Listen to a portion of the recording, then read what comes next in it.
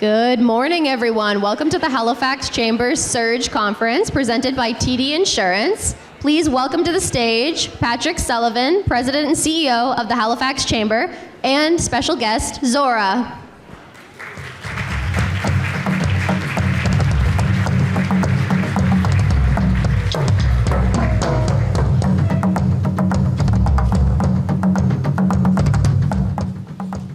Ever clapped for Zora before. This is a bit of a surprise.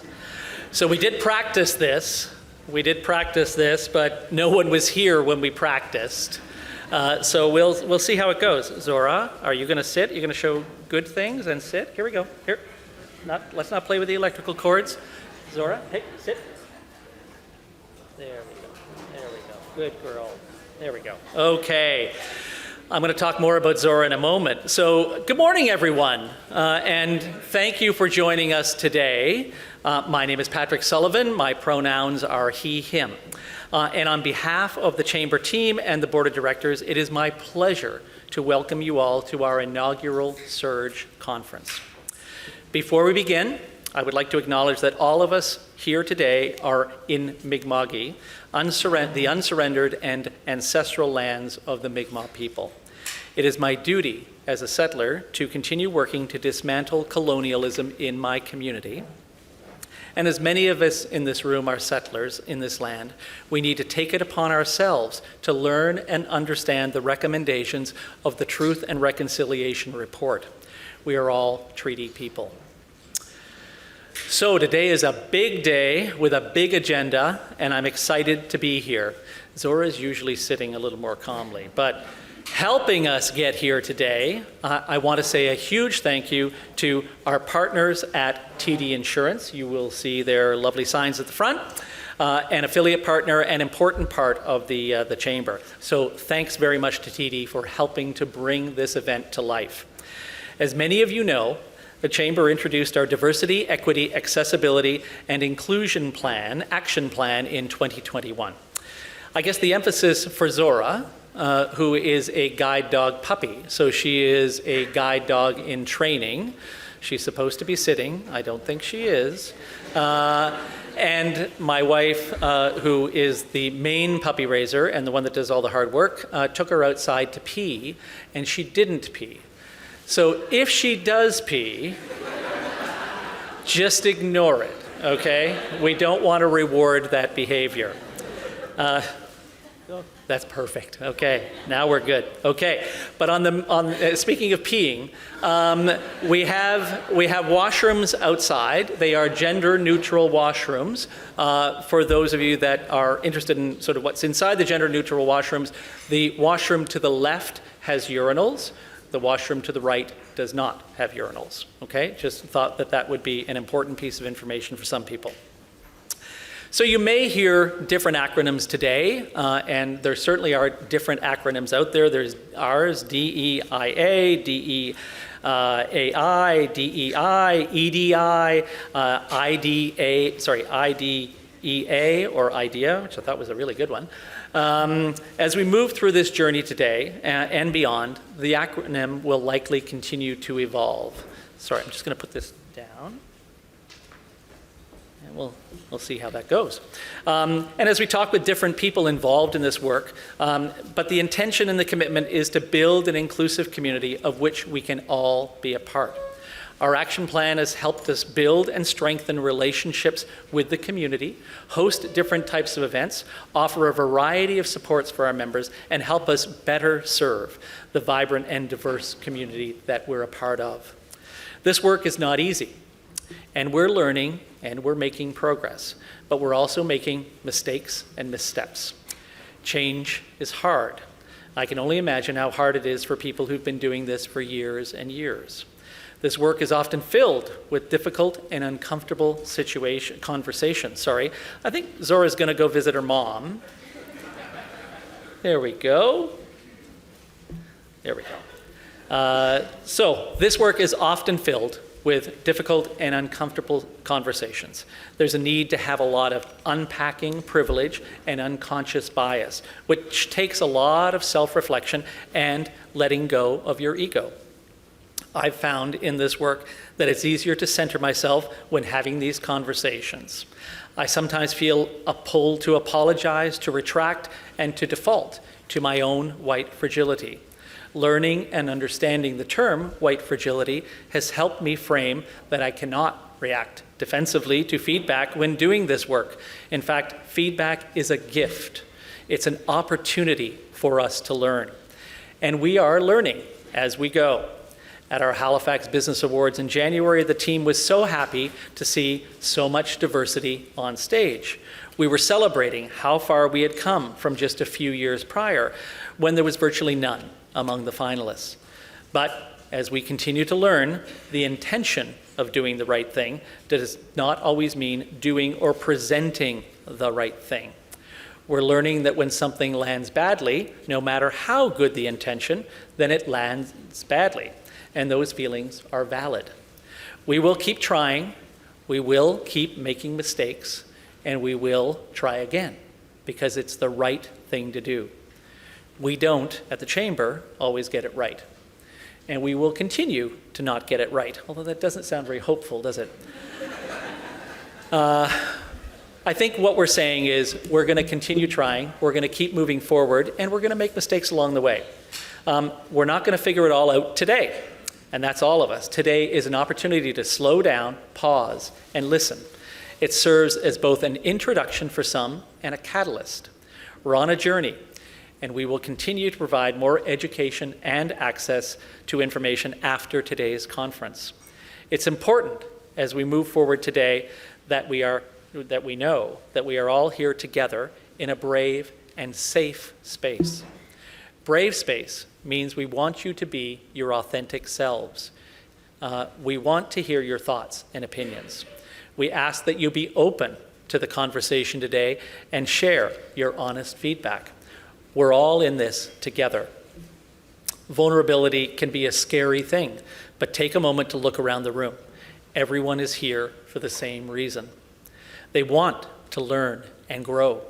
They want to be part of a more inclusive business community, and in turn, a more inclusive Halifax.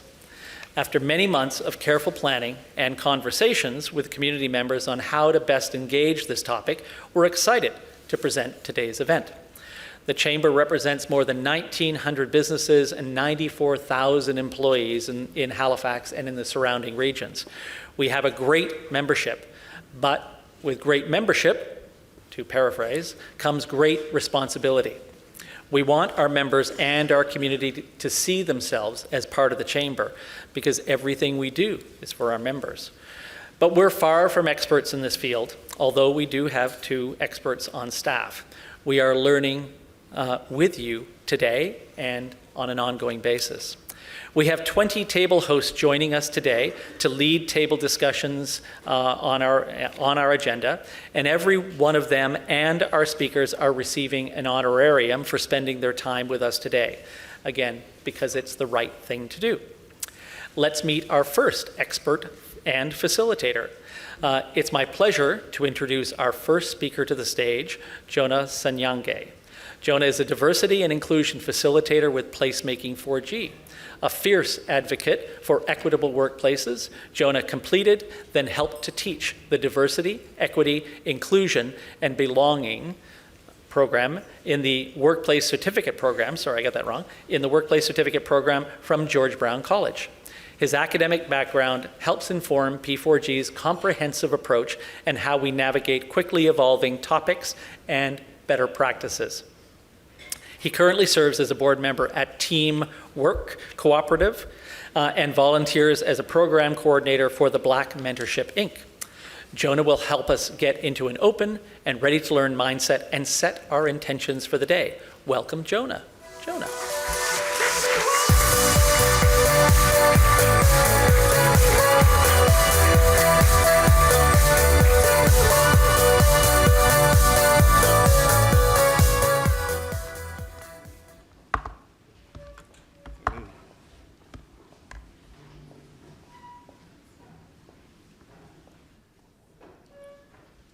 Good afternoon, everyone. Wow, there's a lot of you. There really is. So I'm Jonah Ssenyange, and I am psychic. And I know for a fact I'm psychic, because some of you must be wondering, who the heck is this guy? And let's be honest, you weren't thinking, heck, but it's a professional event, so let's keep it G-rated, please. My time with you on stage today will be very brief. A wise person once told me, when speaking to a group of people, be three things. Be brief, be good, and be gone. Now, I can't promise you that I'll be good, but another wise person once told me, 2 out of 3 ain't bad. I want you to know that I sincerely appreciate the opportunity to be here today. The invitation from the chamber to speak here means a lot to me.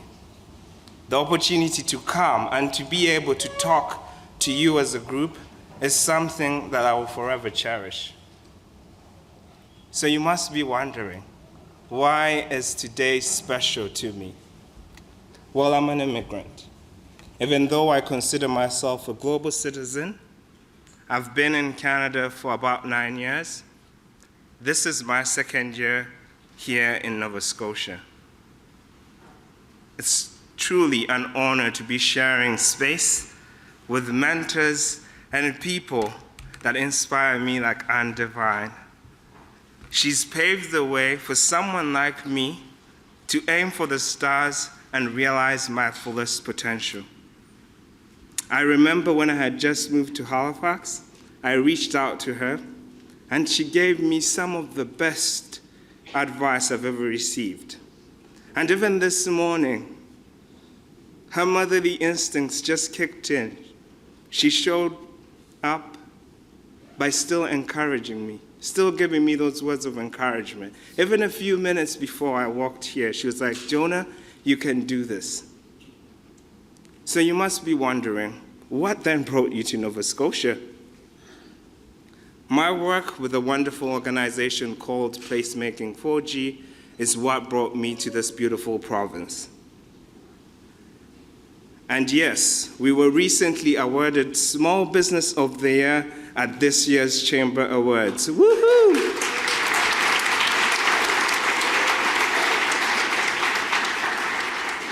As you will see beside me, this group of lovely people is who I get to work with every single day. And we care a lot about the exact reason everyone is in this room today. What started out as a values-based recruitment company 5 years ago has now grown into an organization that works every day to help other organizations build more inclusive and diverse teams, and building those workplaces where people feel a great sense of belonging. So what have we learned in those 5 short years, I must add?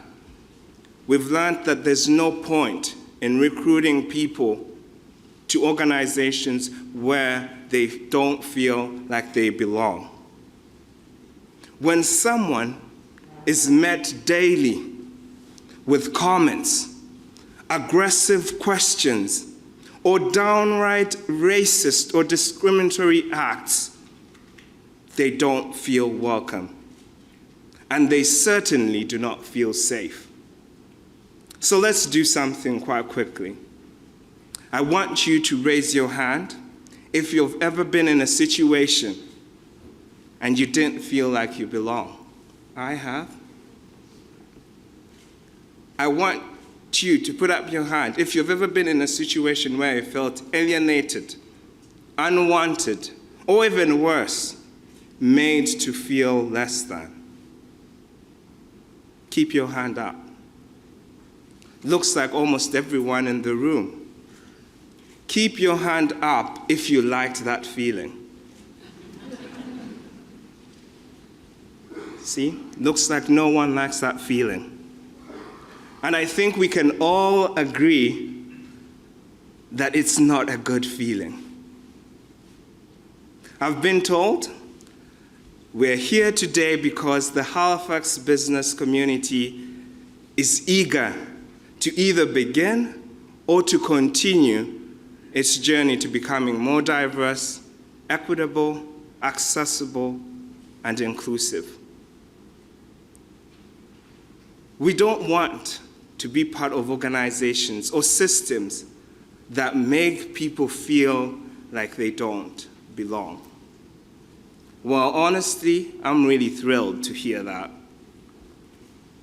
Being here today, showing up, tells me that you are curious, that you care enough to give your time to learning new ways of doing things and potentially making some changes in your business.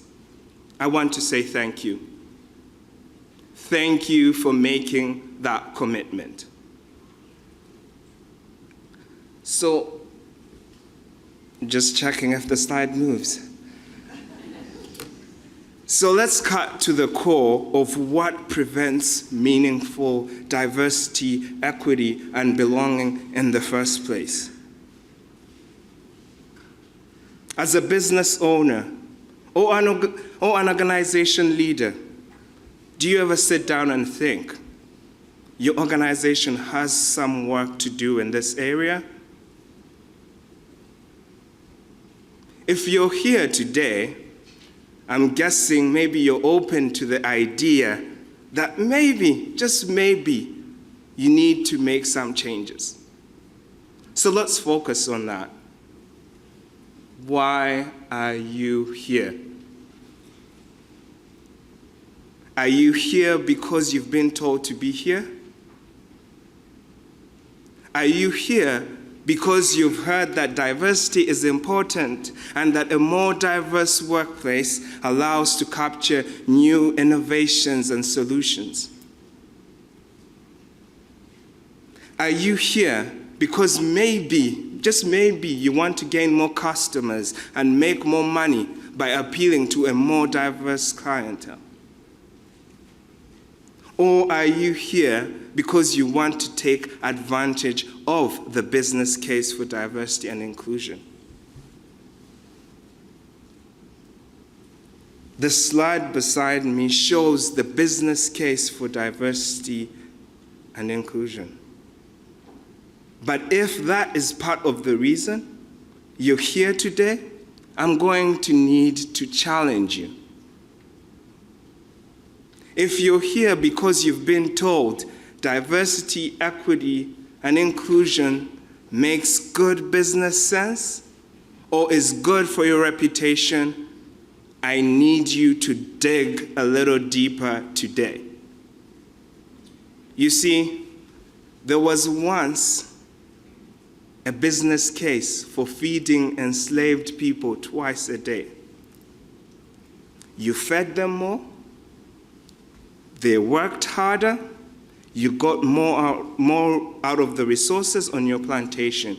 It made good business sense. If the notion of the business case makes you feel uncomfortable, good. It makes me feel uncomfortable too. When you value humans and human life and dignity, you do not need a business case. You see, when we talk about diversity, equity, accessibility, and inclusion, we aren't talking about the business case. We are talking about what we value. We are talking about what kind of society we want to live in. And we want that society to treat its citizens in a way that they should be. When we talk about diversity, equity, accessibility, and inclusion within the context of your organization, we are talking about the employees, the customers, the suppliers you work with. We are talking about your neighbors, the people you share space and community with. Diversity, equity, accessibility, and inclusion start with a personal journey, one that requires each and every one of us to reflect on our worldview and consider our personal circumstances and privileges. We then move from those personal reflections to then considering the rules, our systems and institutions, who made them, and who benefits from them, and even more importantly, who do they not include, and who do they further marginalize. I want you to take a look at this picture beside me. What comes to mind? It's a set of stairs. These are stairs here in Halifax. And I won't get into the details, but there was backlash around this, and you'll know why. The stairs do seem pretty traditional, right? Maybe you used the staircase when you were coming into the hall today, or you saw something like this wherever you were today, this morning, or yesterday, or even this month. But think of these stairs in the photo. Who do you think created these stairs? Who designed and built them? Now I want you to ask yourself, who wasn't included? Who isn't benefiting from these stairs, and who isn't able to use them? Now take a look at the second photo. Another set of stairs. This time, this includes a ramp system, a railing. Now this quite seems like the universal design. Who do you think created these? Who benefits? Is there anyone who was left out of the process? 100 years from now, I really hope, your organization or business is still in business. Though, I also want you to think about what kind of story people are going to tell about your organization. And about you. What are the history books going to read? Are they going to be talking about your business case? Will they talk about the stairs you designed that only benefit certain people? Or will you be part of that community that designed this photo, the stairs that worked for everyone? Now, diversity, equity, accessibility, and inclusion is not a goal to achieve. It's a way of being.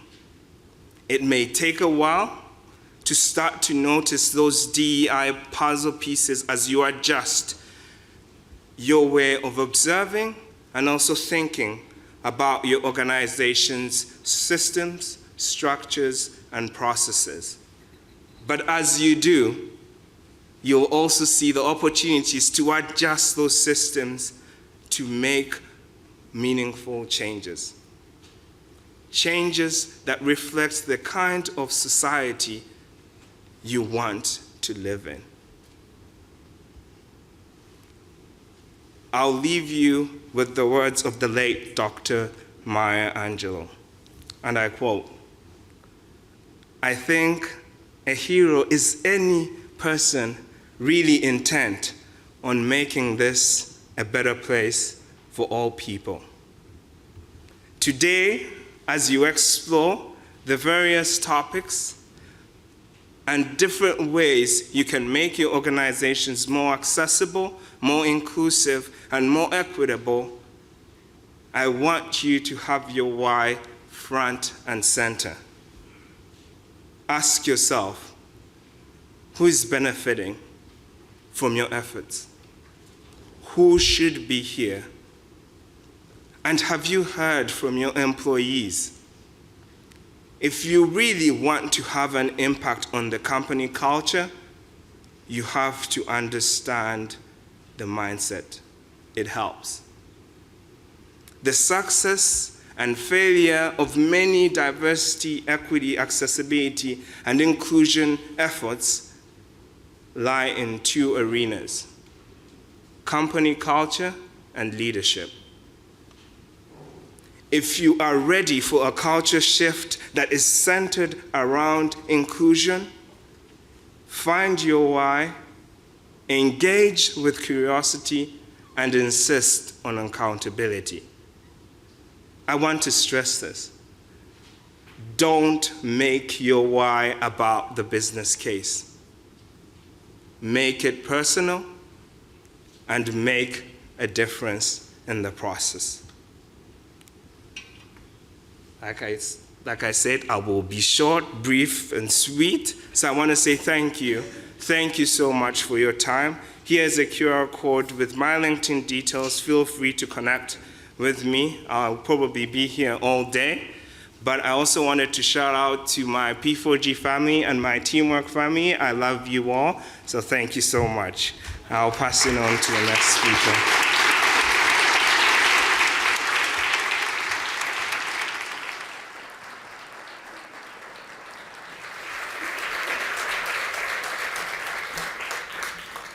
Thank you very much, Jonah. That was great. That was a great kickoff.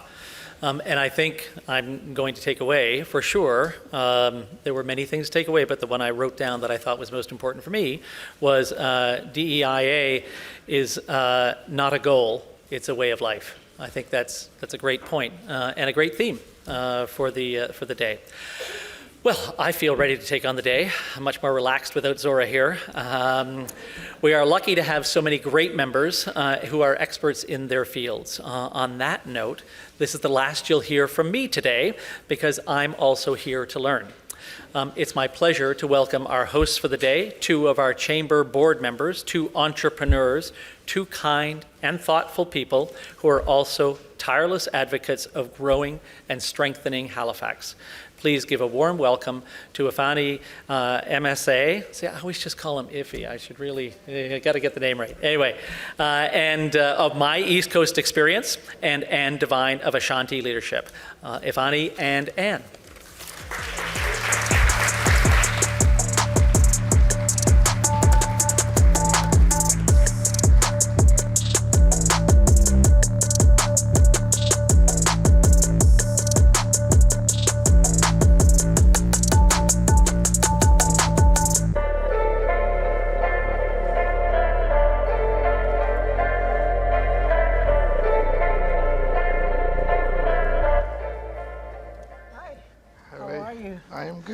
Oh my goodness. Did you see your younger brother Jonah? I did. Didn't he scare the life out of us? You know, it's beautiful to watch, Yeah. I would say. Yeah. Where is he? He's disappeared somewhere. He disappeared.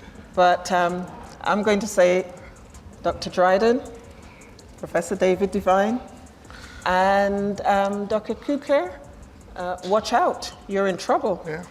Top that. Yeah. Okay, you've already been told who I am. Hi, everyone. Now, just in case, I have to tell you this. I'm going to say Iffy, because that's what we call it. And if he says Auntie Anne, that's okay, because that's what he calls me. Yeah. And I want him to be comfortable. Yeah. I don't want him to struggle. Yeah. Sometimes we do get a little, what shall I call him? Should I call him Iffy, Ifeanyi, Auntie Anne? Whatever. Yeah. Well, I tell you what. If folks don't remember anything about me, and I've had lots of compliments about my green suit. Yeah, I was about to, but okay. Yeah, which was chosen by my granddaughters. Beautiful. Jador and Devea, Yeah. 7 and 5. Yeah. And they were very happy.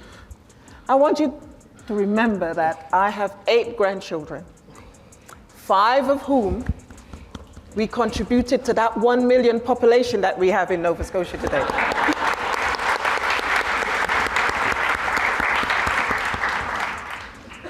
And I'm excited because their papa is sitting right there. So it's a fact. You done good, boy. So what about you? What about these wonderful... Well, first of all, I would like to say thank you to Patrick for that kind introduction, and thank you to Jonah. I think we should give Jonah another round of applause. Yes. I think that was really good.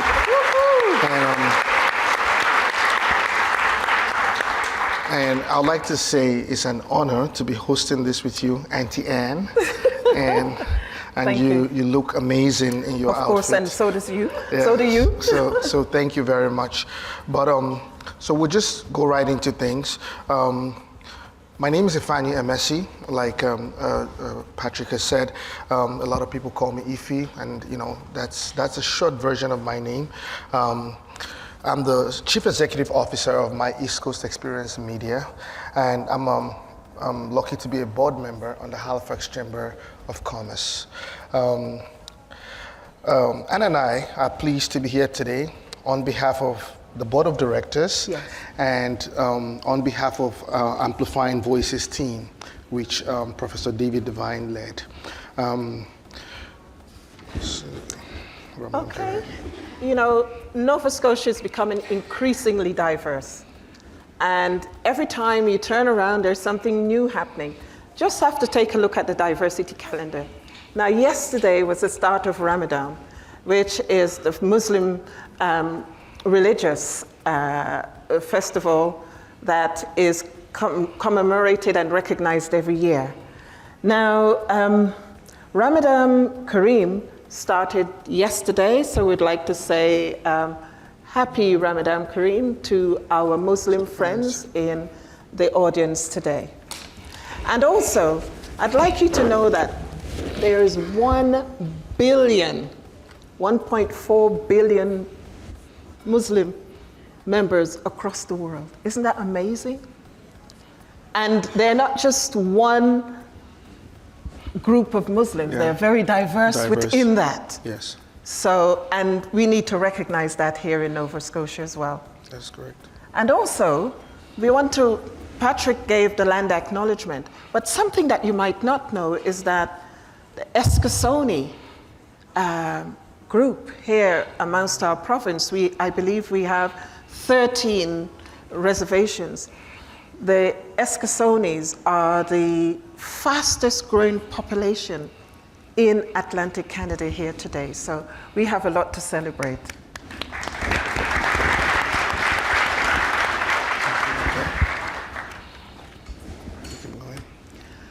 So how did we get here today? Following the death of George Floyd, many people were asking what to do, what can we do? So 3 of us got together, myself, David from Footprints Life Coaching, Ifeanyi, and another young woman, Lillian Missy Surreal. And we talked about what we could actually do. And what we decided, we started doing our research, and we found that there was no question being asked of the business community about how they respond or are responding to communities of color, communities of diverse cultures. And so we approached the chamber, and the chamber said, this is good. That's nice when you can approach someone and they invite you in and said, let's do the study. And they went ahead and got funding for us to do the study. And hence we are here today. Now, the purpose of the project, this was a once in a lifetime experience, the only one of its kind that's been done in Canada, where we're asking the question of the business owners, what are your views on diversity, equity, inclusion, and accessibility? And you know what? They were willing to participate in the study because we were able to speak to their workforce, we were able to host focus groups, we were able to do surveys, and in the end, we came up with a report amplifying voices, which you can all have access to from the chamber. Yeah, in fact, excuse me, in fact, the research found that there are no one-size-fits-all solutions, but there is a diverse and unique collection of new and experienced business owners who are open and willing to learn, and this is a significant research.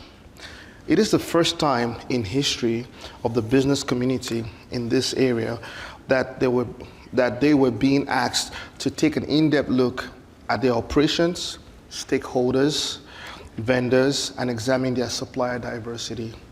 For many of the people who took part, it was an entirely new concept and way of thinking. It was sort of brand new, the concept. Others who reflected on the subject were willing and open to acknowledging their lack of knowledge and experience in that area. Well, guess what? The study was also underpinned by academic thinking, because it's always important to include the academics, because then the study is not a study without the voice of the academics. So we were privileged to have St. Mary's University participated. And the study found that whilst we were addressing these issues of injustice, when Patrick was speaking about the different iterations of what we talk about diversity, equity, and inclusion, I know Pair 21 uses JEDI. I just want to leave that one with you. And maybe you might ask them what they mean. But spanning across the diverse cultures, what we found that people really believed in what we were doing. What they wanted, however, to know how to do was how to put their statement of intent, how to put that into action, how to operationalize this for their businesses. The interesting thing is that the will is there, but they want to know, how do we do it? And that's what's missing. And to add to that, one of the recommendations of the report included organizing a conference and sharing the research results to support businesses on their own DEI journey. Now, when conferences or events like this are put together, it's not done in isolation. We have partners that have supported to bring this to life. I want to thank our partners for supporting such an important conversation. Our presenting partner, TD Insurance. TD is a long-time supporter of diversity and inclusion in the workplace and in the community too, yes. And we're happy to have them with us. I'd like to extend our gratitude to our marketplace partner, Common Good Solutions. I believe they're in the building today. Yeah. Our growth partners, Emera. Our inclusion partners, Dalhousie University Faculty of Management, Bonnie & Clark Law Firm. Our host partners, the Department of Labor, Skills and Immigration. That's very important to highlight that they support this work. Our grand prize partner, Champion Yourself to Wellness. Our print partner, Nova Scotia Association of Realtors. And our community partners, Futurepreneur, Indian Festival Club of Nova Scotia, North American Indigenous Games 2023, Off the Eaten Path, iSands, Black Business Association. All our partners are committed to learning along with us and making Halifax more inclusive. We appreciate your support. Can we just put our hands together for the partners?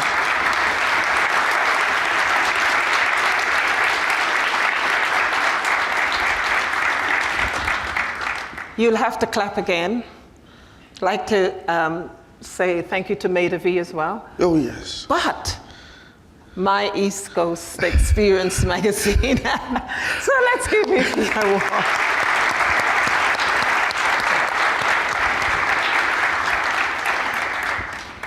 He's so shy.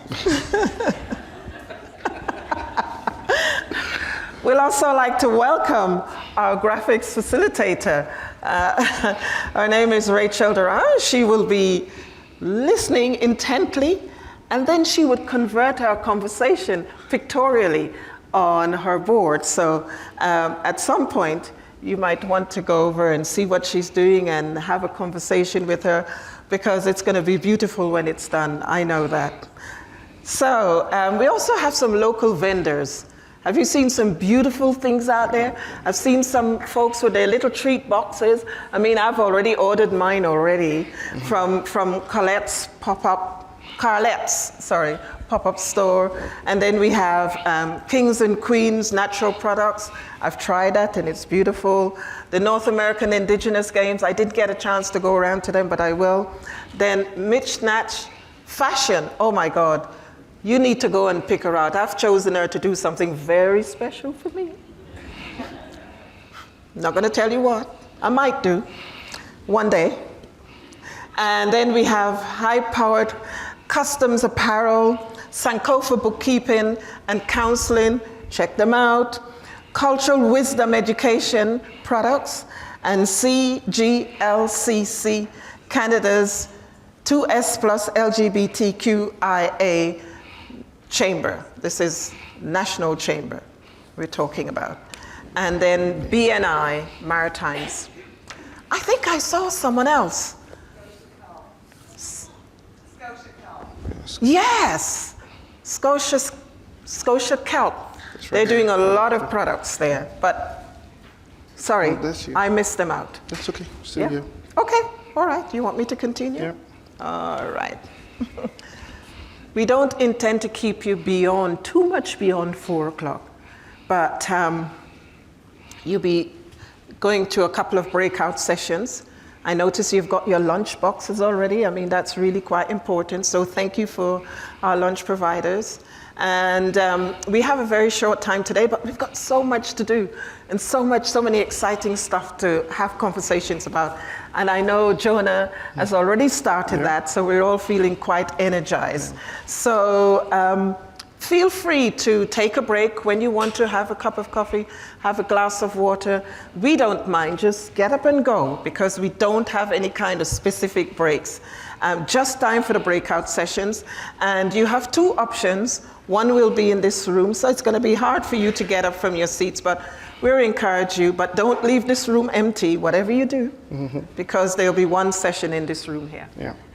And breakout session 1 is lead with inclusion by Professor David Devine with Footprints Life Coaching. The workshop explores what inclusive leadership means. This is very important, and how we all, regardless of our positions in business organizations, have a contribution to make. So the beautiful thing I like about this is it's inclusive. So it's not only about for the leaders, but every member of the organization. You do not need to be a leader to be part of management structure, but to be inclusive and to lead. The workshop will increase your confidence through discussion with business peers to explore your own contribution to furthering a sense of belonging and commitment to the businesses among staff members. I already know the one I want to go to. That's session. You're biased, I'm sorry. Breakout session 1, that's where identify your personal contribution through self-reflection. What personal and work experience influenced your contribution to inclusion? What you have added from today to your personal contribution repertoire? Yeah. Well, I know which one I'm going to. I'm going to Dr. Wendy Cooker. I've read so much about her. Her workshop is the 50-30 Challenge workshop, and she's from Toronto Metropolitan University. And her topics are around diverse leadership, whether politics, the public sector, the private sector, the not-for-profit, signals who belongs and shapes our aspirations and our notions of leadership. Where's Dr. Wendy? Just the breaker. Oh, she's there already? Yeah, she's the breaker. Oh my goodness. So there you go, she's ready and waiting. We know certainly notions of leadership reflects and reinforces gender and cultural stereotypes. For example, if you can't see it, you can't be it. You get that? You're all very quiet out there. Yeah.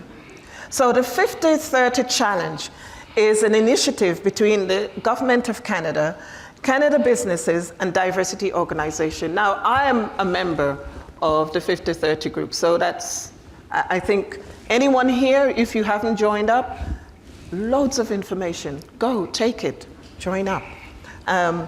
A voluntary code, it encourages organizations across sectors to aspire for gender parity, 50%, and diverse representation, 30%, on Canadian boards and or in senior management.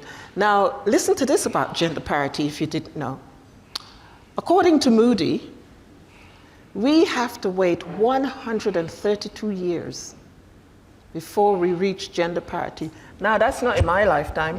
That's not in my children's lifetime. According to my little granddaughter, she'd say, that's my great-great-great-great-grannies. A long way to go. So what the pandemic has done, the pandemic has taken us back, particularly us women, taken us back years. We were moving forward, and we had 112 years, according to EY a couple of years ago, but now we're way behind. So go ahead, learn more about diversity and why it matters for that 50-30 challenge, and help us to develop the tools that we need to support the organizations, especially as we are making a commitment to diversity, equity, inclusion, and accessibility. Yeah. We're excited to have an amazing event today. I would say this is an opportunity for all of us to contribute. Whatever sessions you find yourself, listen and contribute as much as possible. We're here to learn. We're here to sort of increase our knowledge in these topics. So enjoy the session, take notes, learn lots, and we'll meet you back here in about an hour. Yes, have fun.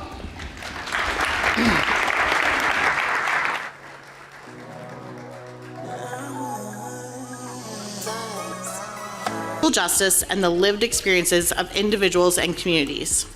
He has worked at executive and senior management levels in 4 professional areas: social work, affordable and safe housing, tertiary education, and public service management. He is managing director of Footprints Life Coaching that has a focus on speaking engagements, research, consulting, and coaching.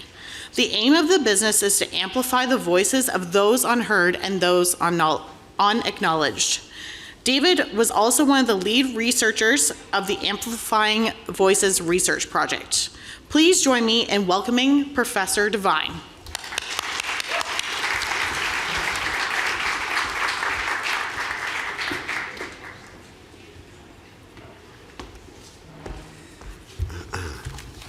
Hi, good afternoon,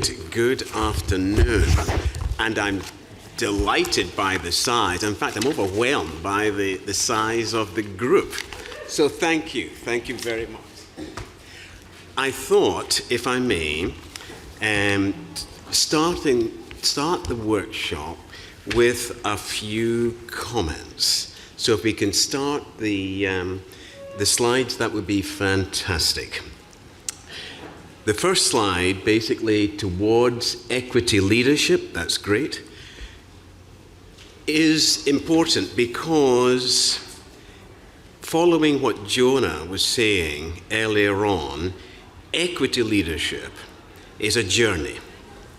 It is constantly evolving, challenging, exhausting, tearful at times, and hugely rewarding, energizing, and inspiring, and one never quite reaches the destination sought. And that really, really is important. So it's a constant, continuous journey we are on in respect of trying to get to that destination where we have equal acknowledgement of each of us as our unique, authentic selves. Next slide, please. One of the gurus of inclusive leadership is Jennifer Brown, who many of you will know. And I want to quote something that she said, and that is that we are at a point in history in which people are finding their voices and using them to apply pressure on those organizations and leaders who are lagging behind social and demographic changes. Today, employees expect companies to create value for all stakeholders, customers, communities, society, not just the shareholders. And incoming generations of employees, in particular, crave purpose in their jobs. They are concerned with community, social responsibility, and the environment, and they look for a business that aligns with those concerns. Next slide. So where do we as individuals start this particular journey? In my view, you start with yourself. You engage in self-reflection. How did I become the person I am today? What were the influences from my childhood, school, parents, community, post-secondary education, work, wider societal context, and so on, that helped to shape me in terms of my beliefs, who I feel comfortable with, my attitudes, my opinions, my observations on the differences I see, and the value I place on them, what I aspire to be, the legacy I wish to leave when I am gone. Next slide, please. Systemic discrimination related to differences has been defined, and I quote, as practices or attitudes that have, whether by design or impact, the effect of limiting an individual's or a group's right to opportunities generally available because of attributed rather than actual characteristics. End of quote. And that's from a very, very famous legal case. You'll know about it. Canadian National Railway Company versus Canada. The Canadian Human Rights Commission, 1987. The law is clear that intention to discriminate is not required to prove that discrimination occurred. Therefore, systemic discrimination often refers to an indirect or unintended negative effect or impact of certain standards, policies, or behavior. Next slide, please. But we've got to note, we are talking about power imbalances, the importance of noting the influence of power. The inclusion of the other, say, for example, individuals that look like me, is framed as inclusion into existing structures, while the organizational structure, cultures, and practices remain intact. In other words, I must fit in to your organization as it is. You don't need to change it for me. That is what is being said here. There is no discussion of who has been excluded and why. Thus, the response is to bring more marginalized peoples into the existing structures and expect those others to align with prevailing norms and values without the institution self-examining as to how and why those people have historically been excluded, marginalized, and tokenized. Equity, however, occurs where the other, individuals like me, for instance, is not merely incorporated into existing workplace structures, but where the other also is imbued, empowered with the power to affect influence the structures and practices of the organization. So how do the organization start their journey? We've talked about how the individual starts their journey. What about the organization? Well, you've got to start, next slide please, engaging with the staff and community and other stakeholders relating to that business. Why should you bother as a business leader or as an organization? Well, simply to seek a flavor of how they feel about the subject that needs to be addressed and how they interpret it. An example of why this exploration is important is the latest research mentioned earlier, titled Amplifying Voices, that essentially revolved around the business communities in Halifax and surrounding areas. The researchers wished to learn something quite simple. What do you, as businesses, see in this notion of equity? How do you interpret it? What's your level of awareness of various equity terms? And how is that awareness reflected in your business? The research explored how the business communities in HRM and surrounding areas related to individuals and communities of colour, primarily in terms of employment, services and products provided by the businesses, and how they generally related to and acknowledged individuals and communities of colour in the geographic spaces they operated in. In a non-judgmental, safe environment, business leaders, business owners, managers, and employees of the businesses shared their thoughts about the business's workplace, diversity, equity, inclusion, and accessibility, policies, practices, and experiences. Hundreds of businesses were involved in this 6-month period of research. Next slide, please. Exploration within the organization. You've got to dig deep, as Jonah was saying earlier on. What work has already been undertaken, if any, within the organization on this subject of equity? You've got to identify achievements, challenges, key actors in the process. Are they still in the organization or not? How can I make contact to talk to them? The objective, you see, is to acquire a sense of where the organization lies in respect of the subject area. Without this, you are starting in a climate of zero knowledge, a recipe for failure.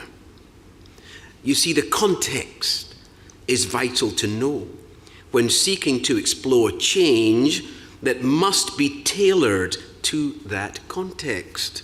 That identity of the organization, that record of the organization, in order to have the desired impact. You need to put the effort in trying to understand the context of your own business. Just as an individual, in terms of self-reflection, you have got to understand what made you, your uniqueness. It's the same for the business itself. You have to do exactly the same with your business. An example of such exploration is research I led on relating to Phoenix Youth Services, which will be known to some of you. This is an organization in 2019 that was working with 1,000 youth and their families in 10 sites through the services of 83 staff members. Phoenix Youth Services reached out to ask us, Ashanti Leadership and Professional Development Services, to add value to what they were doing. They were open enough to have outsiders come into their organization and work with them on this particular question. It demanded openness. It demanded trust. it demanded humility. And it demanded that they also trusted us to come in and add this value to them. As a leader, next slide, you must surround yourself with excellence. This is how to survive, by the way, in business. Surround yourself with excellence. You must seek out those who can support you, inspire you, whom you can trust, share their competence with you that perhaps you do not possess, but you need them in combination with your own to move forward in the direction chosen. Members of the Excellence Circle can also comfort you in times of stress and distress, as this is also part of the equity leadership journey. Remember what I said at the beginning. Equity leadership is a journey, constantly evolving, challenging, exhausting, tearful at times, and hugely rewarding, energizing, and inspiring, and one never quite reaches the destination sought. You will always, always fall short. But you must keep trying. And I mentioned earlier on about humility and openness. And this is academically underpinned by, for example, humble leadership, as outlined by Edgar Sheen and Peter Sheen in a book of the same name, outlining the power of relationship building, openness, and trust. This demands that we use ourselves in this way: open, transparent, humble, reaching out. As Patrick was saying in his opening address today, allowing yourself to make mistakes, allowing yourself to think again about some of the biases, prejudices, discriminatory behavior you yourself exhibit. Next slide, please. Even the experts get it wrong, and this is really, really important. There was a major external independent review of the Canadian Museum of Human Rights, published in 2020, titled Rebuilding the Foundation, where the authors of that particular report called for a root and branch review of the entire structure, way of functioning, policies, practices of the organization as a result of allegations by staff members of systemic discrimination within the organization that were found to be proven. Racism, heterosexism, homophobia were evident in this institution. Remember, this is a Canadian Museum of Human Rights. They are the arbiters of what to do and what not to do in respect of equity.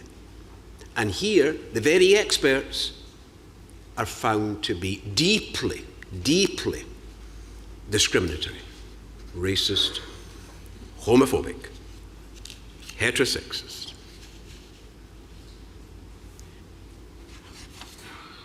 This external review into systemic racism, next slide please, and oppression at the Canadian Museum for Human Rights highlights the challenges of seeking to create a systemic, discrimination-free workplace, even in an organization charged with teaching other organizations how to do it. The moral of the story is, if you're going to preach it, you've got to model. You've got to model it. And in this instance, they did not model it, and they were found short. Culpable.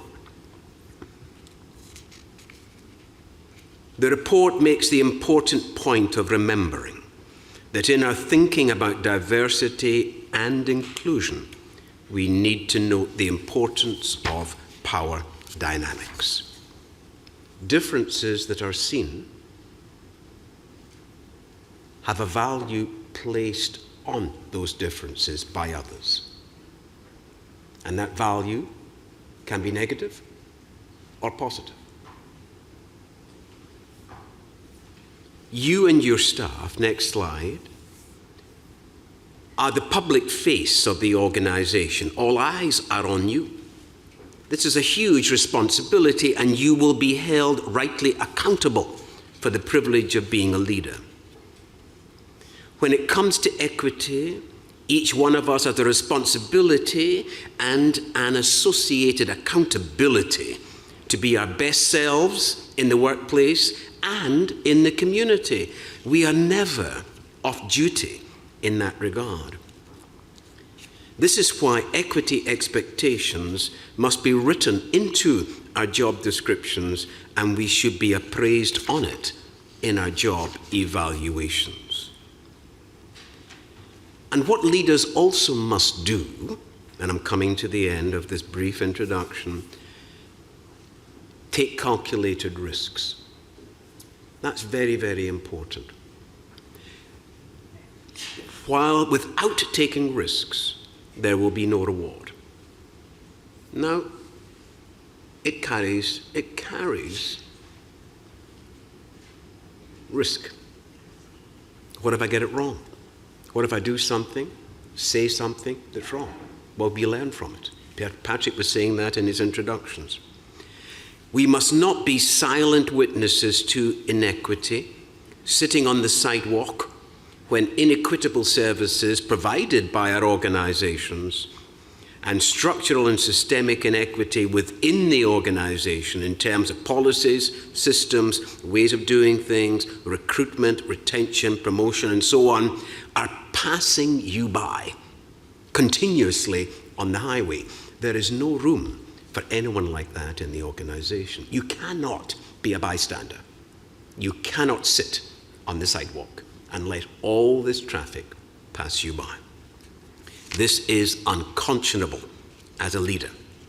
Our duty is to shape and positively influence this perfect storm, this particularly bad or critical state of affairs arising from a number of negative and unpredictable factors. Next slide, please. Within Nova Scotia Health, I'm currently leading on diversity, equity, inclusion, reconciliation, and accessibility. And part of my contract is to reshape a Nova Scotia Health Authority with 35,000 plus staff undertakes its equity work.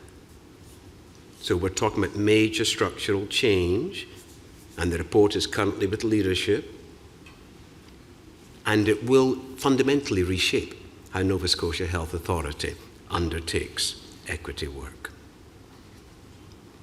Major challenges within Nova Scotia Health. They've been let down before in terms of staff and the community representatives in terms of health. Major negativity on certain parts of the Nova Scotia Health functioning. This is all going to be changing. It'll be incremental, but this is partly what I'm helping to shape.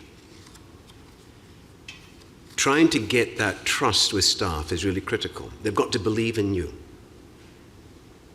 They've got to have trust in you if you're going to enact major or help to enact major change with them.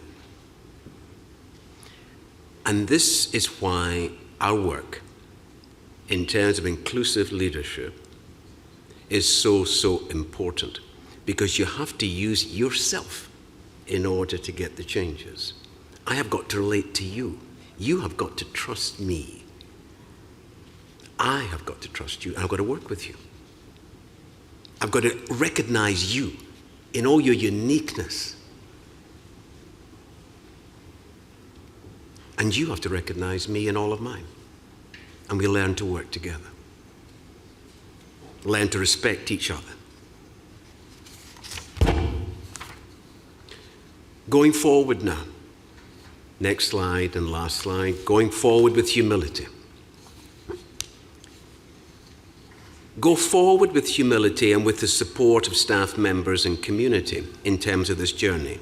Work collaboratively with key stakeholders within and outside the organization. Be a continuous student, always, seeking increasing awareness, knowledge, and experience. And as Patrick was saying, you will fall down from time to time. You pick yourself up, shake yourself off, and carry on.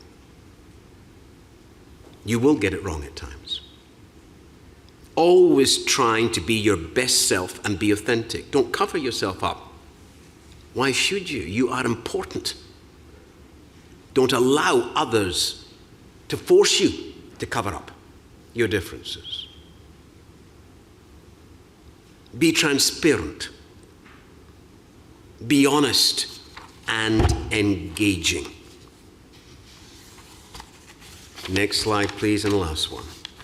I have sought in this brief opening commentary to share some thoughts on equity leadership using some of my own research work and personal insights and lessons learned, sometimes by the hard way, carved out of my lived experience. I share them with you in humility, and thank you for inviting me and listening to me and taking part in this workshop. Now, it is your time. If you wish to, of course, there's no compulsion, as business peers, to share your thoughts, your experience, your feelings on your personal journey towards becoming an inclusive leader. So now it's your turn. The room is in your hands. So, what I would suggest is, we've got, good 40 minutes. We've got the time to share some thoughts. So be free, be honest. When one person speaks, no one's going to interrupt you. Just put your hand up and we'll call you out. There's going to be individuals with a microphone. Thank you at the back. And so we'd like your thoughts on it. Tell us about your journey within your business, if you have one, in terms of trying to be inclusive, trying not to be disrespectful, trying to accept the differences that surround you, trying to be positive about the differences you see. David, they gave Please. me, hi, they gave me the mic, and if anyone needs it, just wave your hands, but they gave me the mic, so I'm going to ask you a question. Thank you. I could listen to you all day, and I really appreciate you being part of today. And I think maybe my question's a bit broad, but it maybe can open up the floor. What do you do when you fail, when you're trying and you fail? How do you get back up? Just repeat the question, Becky. What do you do when you fail, when you're trying to do the right thing and you mess up? How do you go? How do you pick yourself back up? Okay. Now, this is to the group now, because I've had my turn. I've spoken already. So this is for you now to answer Becky's question. How do you pick yourself up from the floor when you think you've done badly, or you've been told you've done badly? Said the wrong thing, did the wrong thing, and you feel very, very embarrassed. So how do you pick yourself up from that? This is the sort of thing that we're talking about here. So feel free to answer. Don't be shy. Hi. I see a hand. Not being shy. I guess my gut feeling, hearing that question, was that maybe not think of it as failure, to think of it as a learning opportunity. And I don't want to sound like hokey and put all those words in that we hear all the time, but I think I go through this almost every day. That feeling of like I've misspoken, or I may have said something that someone may have interpreted differently than what I intended, in that I don't want to continually punish myself or feel bad for doing it and not think of it as a failure, but again, think of it like as a way, like, how can I learn from it? I think that we're constantly picking ourselves up off the floor. And I think in this space where we're all here because we have a passion or we want to be here, I'm assuming. And that in itself is success, in that we're helping move forward with intention, and making spaces and places and people and feel more included and recognizing our differences. So I think it's just, we have to come from a place of like, I'm on the floor almost all the time, and that I'm just gonna keep trying to go forward. Thank you very much. And Becky, I see a hand at the back as well. Thank you very much for that. Thank you. Hello, everyone. Hi. Just to address your question, I think most importantly, when you fail, I think you have to recognize and own it. So accountability is very, very important. And it's very disheartening when you are in a space, when you share space with individuals and, you know, it's obvious that they fail or you fail as a group and they possibly throw you under the bus or they blame someone else and you question, in the beginning, were they operating from a place of authenticity? And so if you take account, you recognize, you own it, and you say, you know what, fine, I failed, but let's start again, you know. And as Alea says, if first you don't succeed, dust yourself off and try again. Yep. Thank you very much indeed. Oh, another hand, please.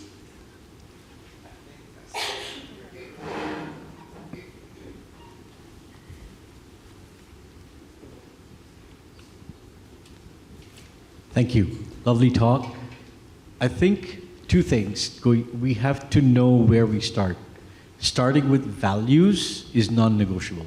You have to have the values in place, which then makes failing okay. We will fail. It is an inevitability. And I'm always reminded of a quote by Splinter. Splinter is the sensei or the teacher of the Teenage Mutant Ninja Turtles. Leonardo is the leader, and his brothers are upset with him, and he's upset with them because they didn't listen to him, and he's off huffing a corner. And these amazing words came out of an animated rat's mouth, and my jaw dropped. Season 1, episode 14. You know I'm a geek. It says leadership is not about being appreciated. It is a responsibility, and to know that you're carrying the burden and that you will carry it well. So if you're going to be any leader, including an inclusive leader or any other kind of leader, it is a burden, it's a responsibility, you carry it well. Do not look around for appreciation. Fail, pick yourself up, go. Failure, I think, is an option. Thank you very much indeed. Thank you. Thanks. I think it's a really good question too, and I love the responses that have come so far. One of the things that comes up, like when I fail, for example, sometimes I can feel it on my face. I get all red hot, and I know I've said something wrong or something that's going to offend somebody. And so there's that shame that comes.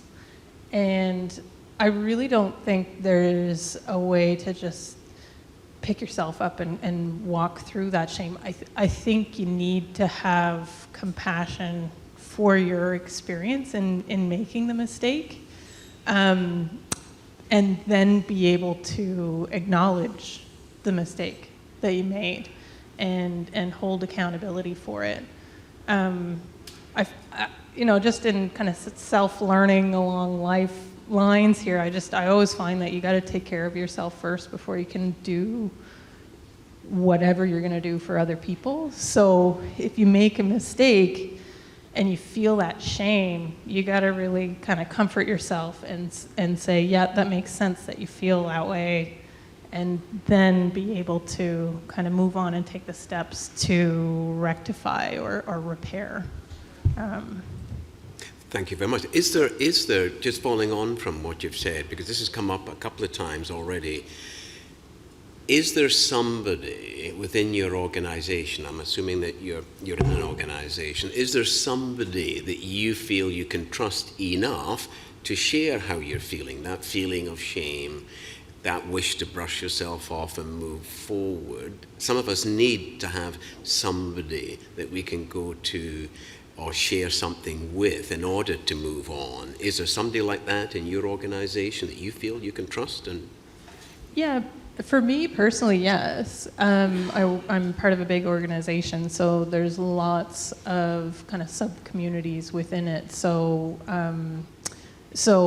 there's the opportunity to build different groups that Yes. I trust and that I can share the experience with, which, David, I think is a really good point, because a shared burden is less of a load too. Absolutely. So if you can be vulnerable enough with somebody else, then you're better able to make the repair, right? Yeah. And move forward. So that is a good point. I'm lucky enough that I do have people that I can speak to vulnerably. And I wonder if everybody here has that too. that's very helpful. Thank you very much. Following on from this, Jonas, do you want to speak? Oh, use the microphone, sir. People may get tired of me speaking. Oh, no, far from it, sir. So one of the things I really want to point out, because when people think they've made a mistake, it's internal, right? But intent doesn't trump impact. So sometimes you may say something that you think I mean with the best intention, but what the person receives, you can't invalidate what they're feeling. So you start by, again, if you classify it as a mistake, I said the wrong thing, apologizing to the person and engaging with that curiosity to be like, okay, I'm sorry that I said that, and then having that conversation to talk through it, to fully understand, because there may be sometimes miscommunication on what you thought it was. We are all raised in different cultures, different settings. Even brothers in the same family sometimes don't think the same. So you may think, oh, this makes sense to me, but for the other person it doesn't.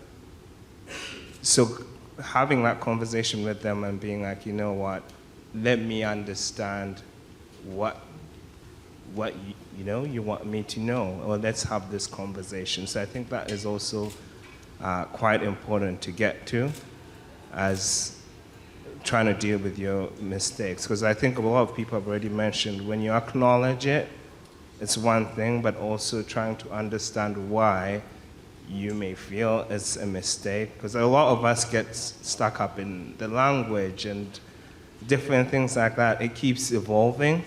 But I always say focus on doing the right thing rather than saying the right thing. Yeah. So, what we think is the right language right now, I work a lot with the disability community, and language keeps changing.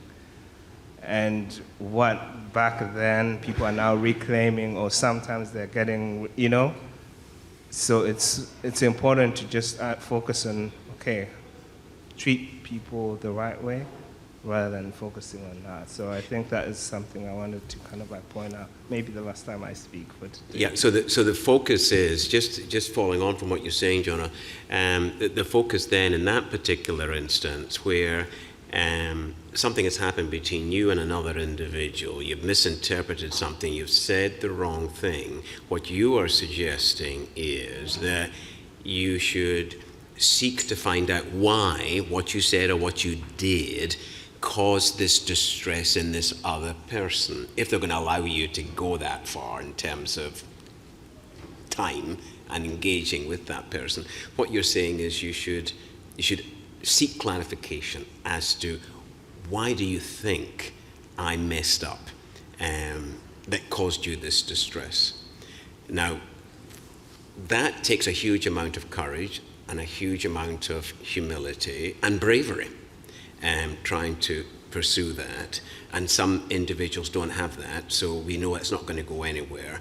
But what you're suggesting is this is something that you should at least try to explore. Seek to find out why what you said and what you did has caused this distress in somebody else.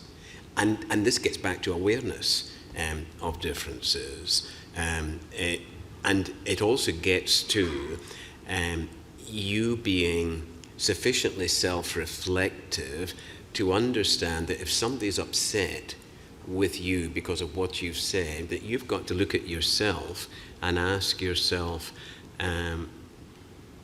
what did I not know enough about in order to cause this? And seek to learn. So use that as a learning opportunity in quotation marks. It's not easy. And I'm trying to think, I've been in situations where I have said something or did something which has caused other individuals distress. And what I've sought to do is exactly what I've just said, to seek to stay there sufficiently long in that interaction to explore why have I caused this distress. And I've learned a great deal from what the response has been, in that I didn't know enough, I was ignorant, or I was biased in a particular way, and they have corrected me in their distress. So they have helped me be a better, in quotation marks, leader, a better person. And that does demand bravery, it does demand patience, it does demand you being humble enough to learn from others. And that sometimes is very, very difficult in leaders, because leaders in the organizational hierarchy, those sorts of leaders tend to come across as, well, we are the fixers, we are the knowledgeable ones, we have the knowledge, we have the power, and we don't take kindly, in quotation marks, to individuals questioning us or telling us we've done something wrong or said something wrong. And so this is where we've got to be much more humble and much more willing to listen and be engaged with our staff. And this is really important, because people will say, well, how can I, in a large organization, as a leader in the hierarchy, how can I get to know my staff sufficiently well, say in Nova Scotia Health with 35,000 staff, how can I possibly know each of them individually? Well, of course I can't. But we can create opportunities where we have groups of staffing in various meetings where we can have discussions like this. Because this is a large group, but we're having this discussion, we're being open, we're talking about sensitive matters here, and it can happen. We've got to create the safe spaces, however, the safe environment where those discussions can take place, and trying to get those safe environments and create them and sustain them is very, very difficult indeed. But that is how we have to do it as leaders in the hierarchical sense of powerful organizations. And with Nova Scotia Health, I actually spent 6 months getting to know the community health staff across the entire province, and there's 4 zones across the entire province. And that took time in terms of building trust, building engagement, talking to them, creating trust. But you have to put the time in, you see. And that's why I say it's relational. It's all about relationships, trust me. You've got to create it. You've got to model it. You've got to do what you preach. And that is very, very important. And your staff have to see that you're doing what you're preaching. So you're constantly on show. It's like being in a fishbowl. You are constantly being looked at. You're being constantly examined. You're being constantly under their view, looking for faults. And you've got to be above it, just like the gentleman said over there. This is your job. You're in that leadership role. It's a powerful position. My position is powerful. I carry weight. But that doesn't mean to say that I can't be humble, that I can't be responsive, that I recognize you and acknowledge you, don't see myself as above you, I want to work with you. I want to respect you. And I'd like you to respect me. And that's all about relationships. And that's what leadership is all about. And it's very, very difficult, but it can be done. It takes time. It takes time. And you've got to build it in to your job. I said when I first started at Nova Scotia Health on this contract, very simply, that my first 6 months are going to be solely engaged with getting to know the staff sufficiently for them to talk to me confidentially about what they really think about equity within Nova Scotia Health. Talk to me about what has happened, what strategies there are, what policies are there, what do you think of them? Are they any good? What suggestions do you have for changing them? And you can only get their true, authentic opinions once you've built trust. They've got to trust you sufficiently for them to open themselves up to talk to you. And I did that in 6 months in an organization of 35,000 staff. And based on their observations and their suggestions for change, I wrote a report incorporating their views in terms of themes, and that is now with leadership, awaiting decisions. And I feel very positive that the leadership will respond positively to what's been said, because the weight behind, I see your hand, lovely, the weight behind these recommendations is hundreds of staff, hundreds of community representatives saying this is what needs to happen. And change is inevitable, and change will come. It'll be incremental, but it will come. Please. Hi, my name is Dana, and I am new to the Chambers. We have a new company, and we do mental health in the workplace. And so I came to being a business owner in a, skirted around way. I also talk about the fact that by the time I was 5 years old, I had learned to introduce myself as, "Hi, I'm Dana. I'm half Chinese, a quarter English, and a quarter French." My guess is because people were always asking me. My parents treated that like it was something special. My dad is an immigrant from Hong Kong. But being a diverse leader, being a leader of someone who's female and a person of color, I used to work in the hospital. I spent 15 years on the medical, surgical, and cancer care units. So I worked with people with chronic disease and life-threatening disease. I was there for wave 1 and wave 2 of the pandemic. I got redeployed in wave 1 to do therapy for frontline workers and medical first responders of the shooting in Nova Scotia. In wave 2, I was in the cancer unit. And then for my own burnout reasons, I left. And the other reason was that I was really frustrated with having to change the individual all the time and then send them back to these toxic workplaces. And so I was like, I want to go fix the workplaces now. And I'm on faculty at St. Mary's University in organizational psychology and Dalhousie in family medicine. And there's actually a ton of science about how we can make workplaces better. And so that's what we sort of pivoted to. So we do leadership training and conflict resolution and DEI training. And one of the things we talk about, which kind of captures a bunch of the things, is so in our own company, we try to be value-driven, right? Which is, I think values has a very specific term that I mean that, again, comes from research about what do you want to contribute to the world? Not what do you want to get from the world, but who do you want to be in the world? How do you want to contribute? How do you want to care about people? How do you want to connect with people? And then we can do things that move us towards the values or away from the values. And we never get there, right? There's no destination. If you want to be a kind or compassionate person, you want to keep expressing that. And you can always find different ways of expressing that. And so that's what we teach both leaders and employees about. DEI training, for example, is finding their value-driven reason for change and then recognizing their towards moves and away moves. And so then when we make a mistake, we can label it as an away move. And we have language to make it not good, bad, right, wrong, true, false, but simply we made an away move, right? And so in terms of leadership in our own company, we try to be value-driven and express those values. And one of the things is that one of our themes this year for our company is you don't have to do it alone, and we get to the top together. Because I don't want to just repeat leadership that I've seen before that is embedded in all these structures that really didn't work for a lot of people. It worked for the people at the top, but it really didn't work for a lot of other people. And so how do we do it differently? How do we create a different kind of leadership? What does that look like so that we're not just trying to repeat what's already been done? So for example, there's research showing that women apologize in the workplace more often than men. And so then we get like, oh, well, we should teach women they don't need to apologize so much. But maybe men should be apologizing more.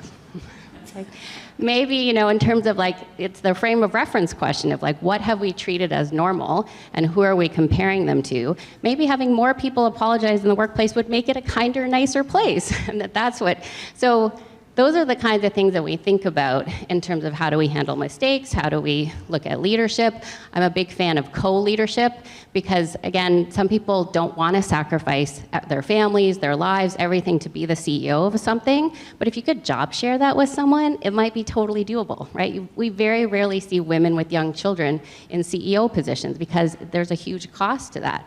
But it's not just getting more women into the CEO positions, about changing the CEO position so more women want to get into it, right? Which might be about like job sharing it, so you could. Very, very important point. Thank you very, very much indeed. I've just been informed that the other group now has ended, and I think what you've made clear is that what do we as individuals have to contribute, and what do we contribute that could add to the value, not in the monetary value, but the value, the core values of the organization that we are part of, and you've summed that up beautifully in what you have said. And remind me, you are based in Halifax Chamber of Commerce? I thought I had that. Okay, thank you very much. And we are very, very impressed, let me say, with Halifax Chamber of Commerce, because I knew Halifax Chamber of Commerce going back years. I've been 20 years in Nova Scotia, and Halifax Chamber of Commerce is a very, very different entity now to what it was. And indeed, even 2 years ago, as Patrick was saying in his commentary, introducing it, even 2 years ago, it was in a particular position, and that has demonstrably changed now. So we're learning all the time. So thank you very, very much indeed. And before I get marched out of this room, I will say thank you all very, very much for contributing.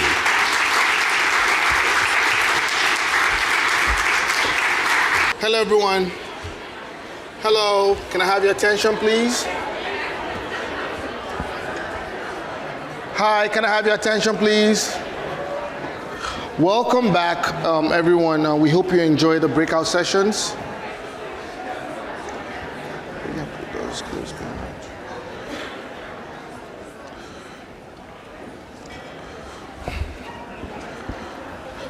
Welcome back, everyone. We hope you enjoy the breakout sessions. Thank you to Professor David and Dr. Susia for sharing their expertise with us today. We circulated in between the rooms, and we're so glad to see the engagement from everyone. It's now our pleasure to introduce Kimberly White, the Director of Workplace Initiatives with the Nova Scotia Department of Labour, Skills and Immigration.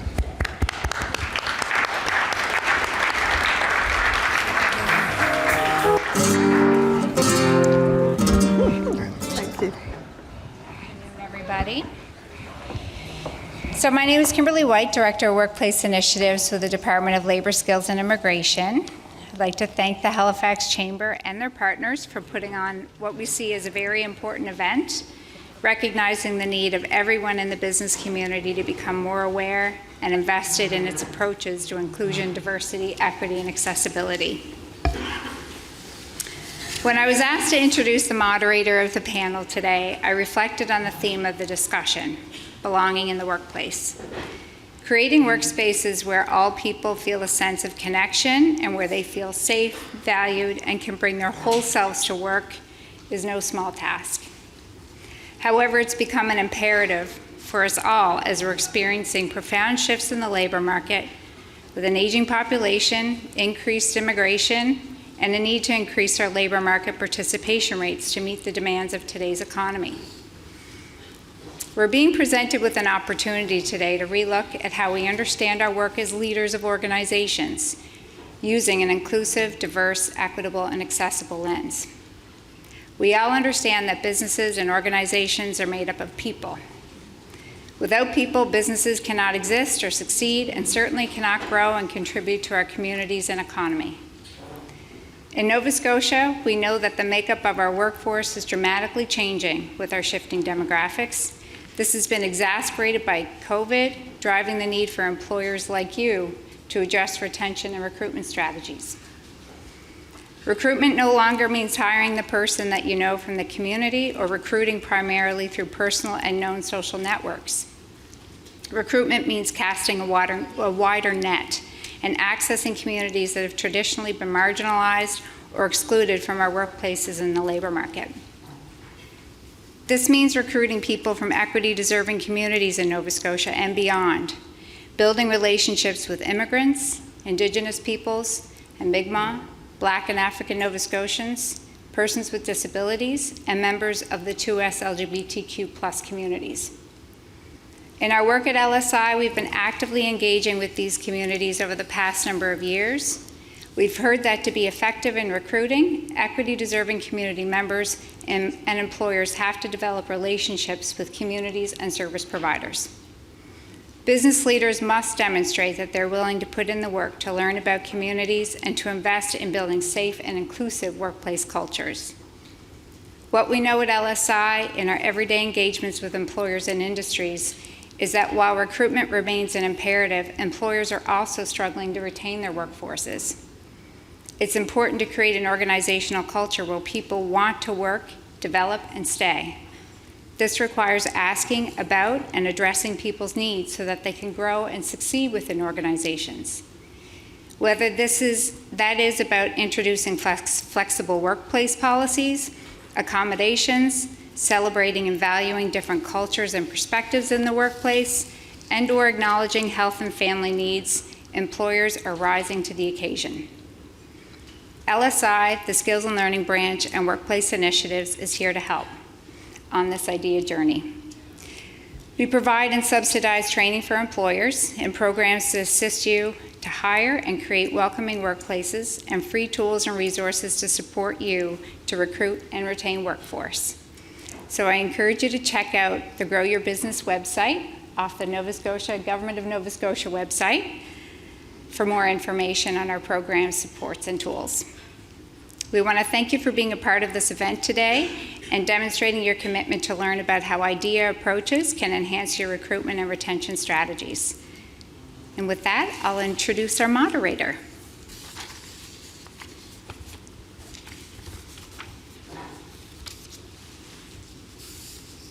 Katherine Risley, Managing Partner, KBRS and Meridia, that makes sense.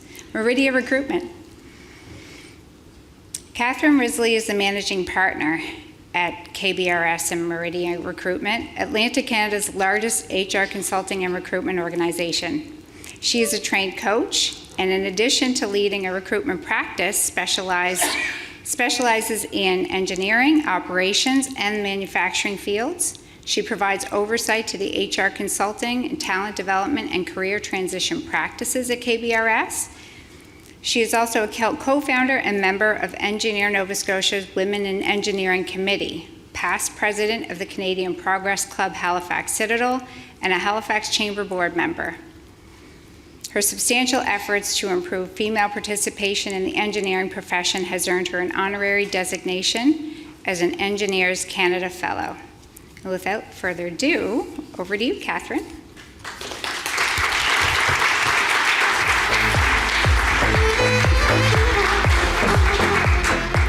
So thank you very much. It's a pleasure to be here with you all today alongside the three fantastic panelists that are going to join us in a few minutes to explore the topic of belonging, which I think is so critical to today's overall conference theme.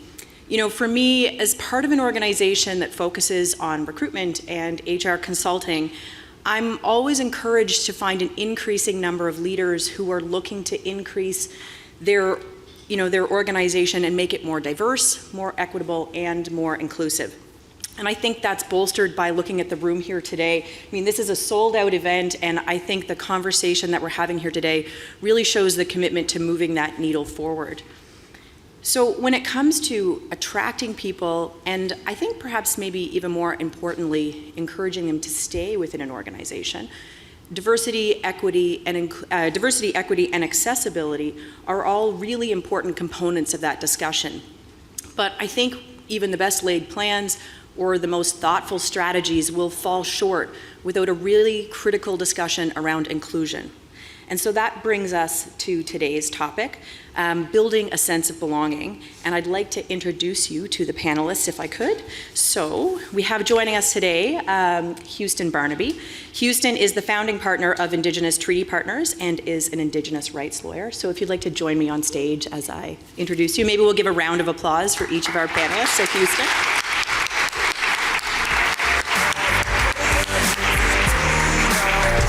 Thank you. And we've got Tova Sherman, the CEO and founder of reachAbility Association.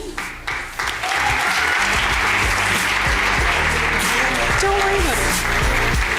And finally, Aris Hernandez, the International Student Recruitment Officer for MSVU.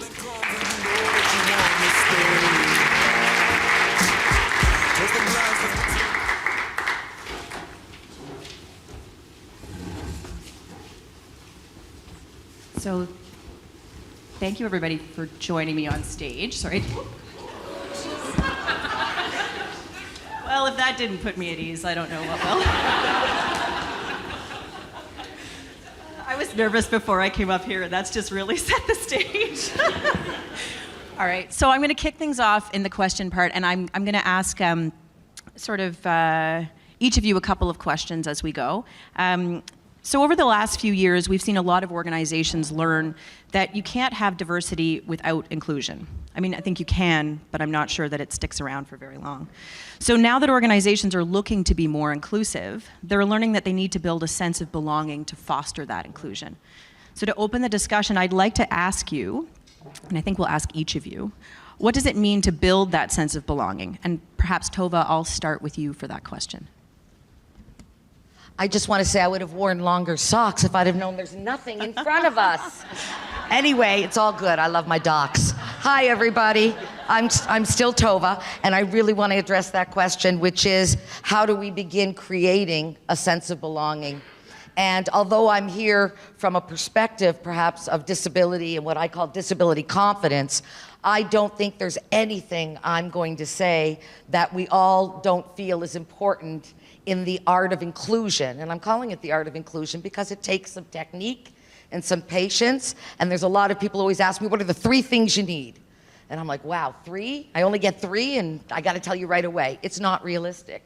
What we need to do is step back and understand the first thing we do to create an environment of belonging is make sure that the people already there in our workplace, and I'm speaking from that perspective, that are already in our workplace have had exposure to 2 key things: education and osmosis.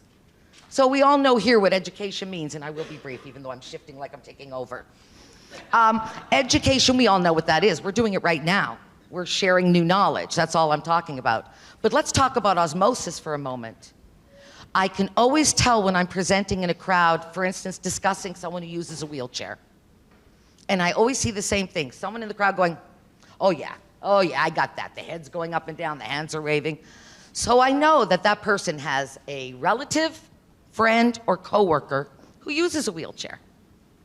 So that's great. That's osmosis. If we are not exposed to each other, if we're not saying, instead of having coffee with Kathy, who I know well, I met at the Mount, we share a lot of things, I'm going to go outside my comfort zone. And I'm going to start talking to other folks that maybe I wouldn't naturally go for a coffee with. So we start with a foundation, and the foundation, education and osmosis. Great, thanks. Houston, perhaps I'll turn it over to you. Yeah, it's a great question. And everything you just said, Tova? Yeah. Absolutely, everything you just said. Just me and we're all good. Yeah. Well, you know, it is about culture. And culture isn't something that can be manufactured artificially. It's really about how people move, talk, the way they present themselves. And it comes down to the people. It was a comment also earlier that was mentioned today that women don't have to apologize, less men should apologize more. And you know, it's what's real. Okay, sorry, only half the room heard that because it was the other breakout session. But you know, all that is saying is we want more respect and accountability. That's not something that's too foreign to an audience, because what we're trying to signal is that everyone's input is valued, and that we are stronger together. And that's really a message that I've been seeing in my line of work, that we are stronger together. And if you look around the room, you can know that that is true. The other thing that's missing is all the teams we represent, because the culture is more than just the people who are focused on people and culture within the organizations. There are hundreds, if not thousands, of people who rely on all of you to sort of untangle all of this work and to create a culture, knowing that it takes all of those hundreds and thousands of people to do that. So I applaud all of you for being dedicated to that work. Yeah, well, can I use the ditto this time? Yes, well, I do have to agree with Tova in Houston, and I think that it's very important as well to understand that it all begins as well, and when we look at how we are impacting other people's lives around the workplace as well. So start thinking about yourself as well, and start thinking, how am I reacting to other people's cultures, other people's way of working as well, because everyone has a different work style as well. So I don't want to take too much time, because I know that it was very well covered, but there's a very important piece that you have to start with yourself as well to be able to respect other cultures as well, and the people around you. Perfect, thank you. So when you think about creating belonging, and Tova, I'm going to pass it back to you here, what human-centric approaches can a business take to be more inclusive?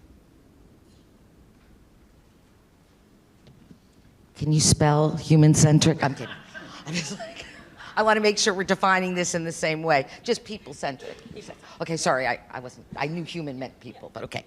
Okay, I just want to be sure we're all on page here. I'm very particular about words. So the reality is that everything we do, even if it may not seem human-centric, ultimately comes from our own brain economy. We are in a brain economy. And the reason I'm jumping to that point is, for me, it connects a lot to how to keep it brain-centric and to keep it people-centric, is to ultimately remember one thing. And you know, I have to go ditto to you, forgive me, and bring it back, because what we really need to remember ultimately to keep it people-centric is two things. One, I have this saying, and Maritimers will totally appreciate it wherever I go around North America, maybe doesn't get the same understanding, but the fish stinks from the head.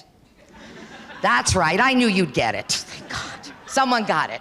But what matters is, honestly, I feel that in my own office. The fish stinks from the head, and the person who is there saying, this is important to me, has to make sure everybody knows it, but also has to demonstrate it through a combination of self-awareness. Well, we all have bias, I know that. What am I doing about mine? And self-management. What am I doing about mine? And how am I letting my team know we're all vulnerable to bias, and we all need to keep our heads in the game, and we all have to check ourselves a little bit. And it really is the people, from the top down and the bottom up. We have to value everyone where they are and understand how we can best utilize them, and then your people-centric sense of belonging. Because belonging is not about telling people you think they're great. Belonging is listening to people and them believing genuinely you want to hear their opinions. That's how you create belonging. I didn't mean to jump over that, but that's people, right? Human-centric. Who knew? Perfect, thank you. Aris, actually, sorry, I'm going to skip back here. So I think we could all agree that inclusivity doesn't have a one-size-fits-all approach. So how do you think we can ensure our diverse teams are being heard and understood? And I'm going to, pass that to you. Well, I think that there is, like you said, it's very complex, and I think that there's an opportunity for employers to be able to ask questions to the teams at that point, and I think that it's very important to be exposed to that opportunity, to ask, because if you don't ask, sometimes I'm speaking, from my experience as an immigrant, as an international, student that came here, 12 years ago, I was very afraid of asking questions, but every single time we will hear, ask questions and ask questions. It's like, I don't ask questions in my culture, that's bad, right? So I think that there's an opportunity that, as employers at that point, we need to push the boundary to say, okay, let me ask the questions and let me see how can I make you more comfortable in the workspace as well. Sort of create that space for then the questions to be asked. Correct. Of you. Yes. Yeah, To create a long-term connection at that point and value. Yeah. Great. And Houston, maybe your thoughts on that question? Aris? Yeah. To add to your point, Aris, I think that's what it really comes down to. And you're going to see kind of recurring themes throughout. But being curious, because had the administrative person not know that particular point about that person's culture, about the fact that they don't ask questions, so they're wondering, well, why am I not receiving input from Jonathan or whoever? And so it's about learning about Jonathan and then finding out ways to allow Jonathan to provide that input in a way that's culturally relevant to him or them, whoever the person is. But that doesn't happen without curiosity. That's great. And so, Houston, I'm going to ask you another question, keep it with you for a minute. So you've worked with dozens of teams on building reconciliation into their business and strengthening relationships with Indigenous communities. What are some of the biggest learnings your clients come away with that you feel help them foster these relationships? Well, I will first start off by saying that the Indigenous community is incredibly talented. There are many examples of that, and I already knew that. But we were training a company, the Superport in the Canso area, and there was this gentleman who was on the board, and he works for the fiddler community. I guess he's part of the fiddling society in Cape Breton, and he says, oh, the Mi'kmaq are huge members of ours. There's like families and generations of fiddlers. And I asked him, because I already knew, and I asked him, I said, how good are they at the fiddle? And he says, oh my God, they're amazing, right? It's like anything that Indigenous peoples try to do, they do it very well with their full intention.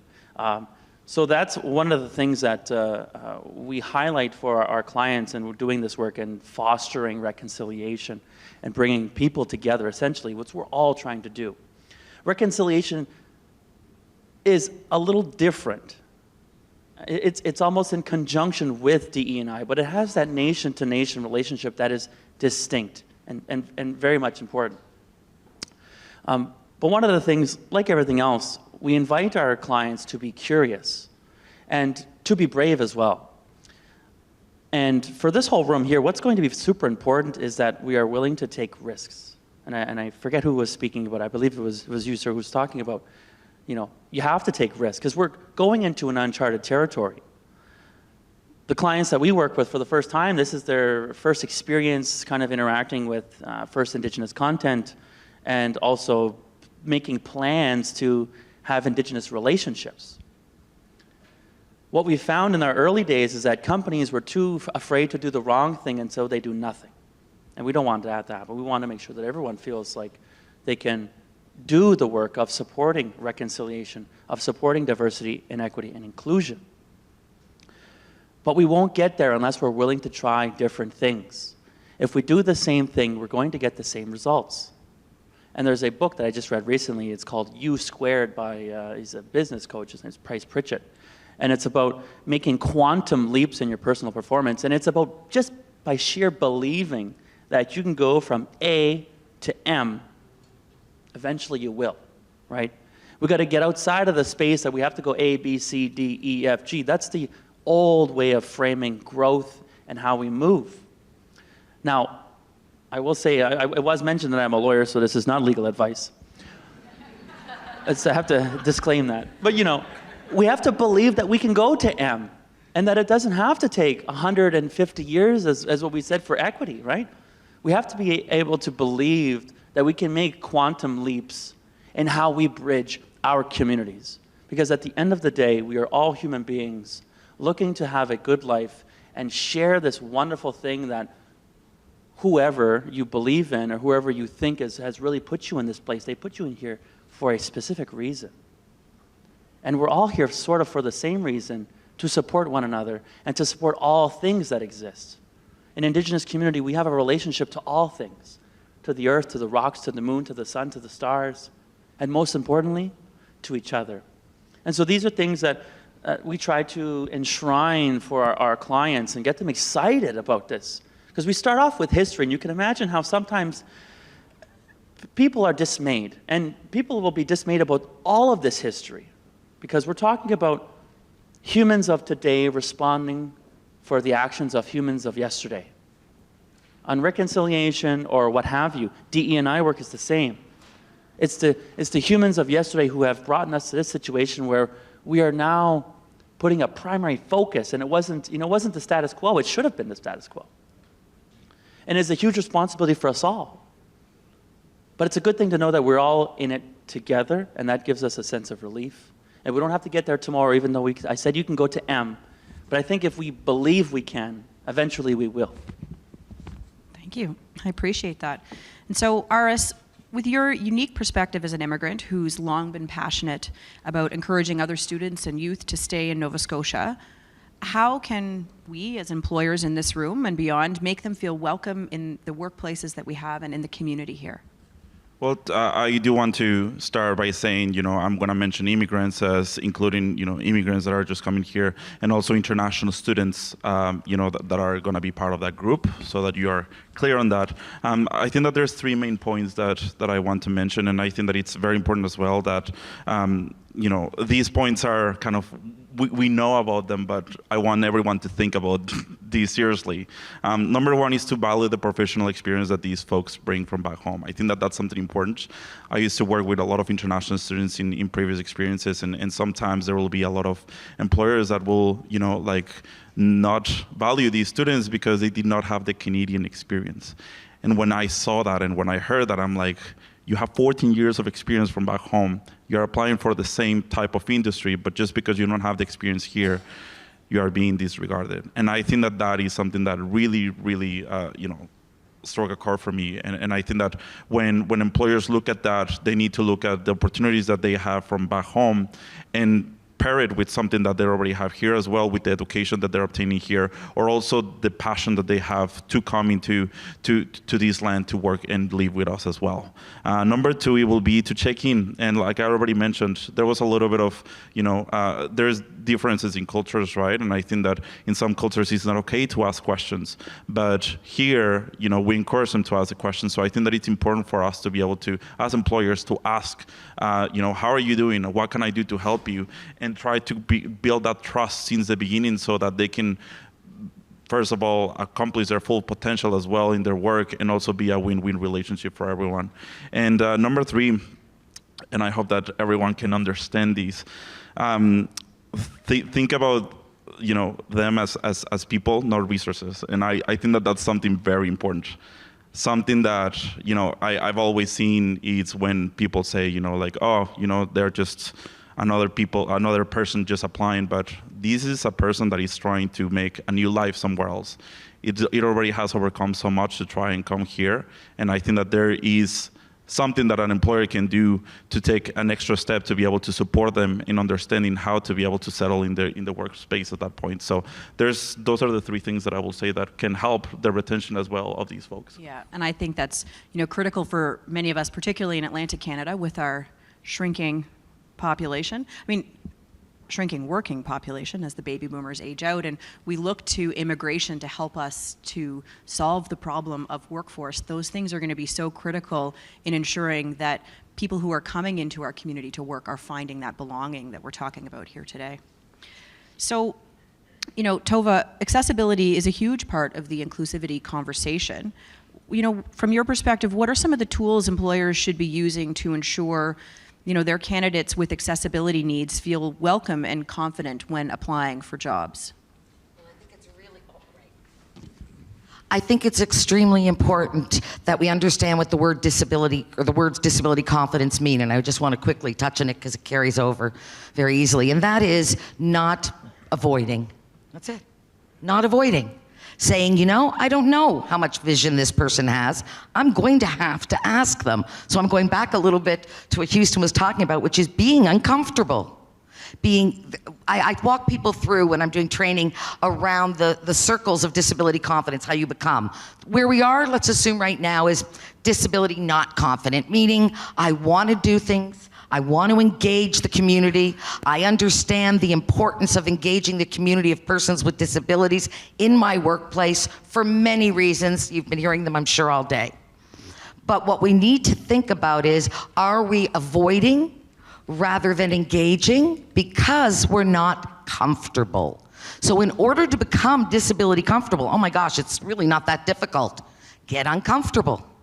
As long as you stay in your comfort zone, you're not going to be open to interviewing and asking people of different cultures and backgrounds and diversity the questions you need to ask. So you're going to make a choice, consciously or unconsciously, and I fear the choice is going to be to avoid. And I'm asking you to provide yourself the tools you need so that you can get a little uncomfortable, show your team, again from that top down, how uncomfortable can be rewarding. And you know, I remember I hired this wonderful young woman for the summer, and she said, Tova, thank you for hiring me despite how different I am. And I almost cried because I said, oh my gosh, it's the opposite. I'm hiring because of how different you are. I need your perspective. I need your problem-solving acumen. You are someone who's been trying to function in a world that was not built for you. I applaud you, I encourage you, and I don't want you ever to give up trying to do that. So the reality is we know we're not always the first line. Persons with disabilities, the stats on hiring are atrocious. Of people who are ready and willing and able to work, they're atrocious. The federal government, who's trying to lead the way, they're the first to say we're not doing it. And I do a lot of presenting for the federal government. And what I noticed is the desire is huge. No, really, I want to engage everyone. There isn't a person in this room, in my opinion, who won't live with a disability. But let's for the moment say, knows someone, cares about someone, loves someone. The intersectionality, which we don't have time to discuss, of all of these groups, and the fact that everyone will have had a disability. We need to stop avoiding the very community that we belong to, that people we love belong to, and to solve some of those problem-solving issues by getting creative people who don't think the same way. This is crucial.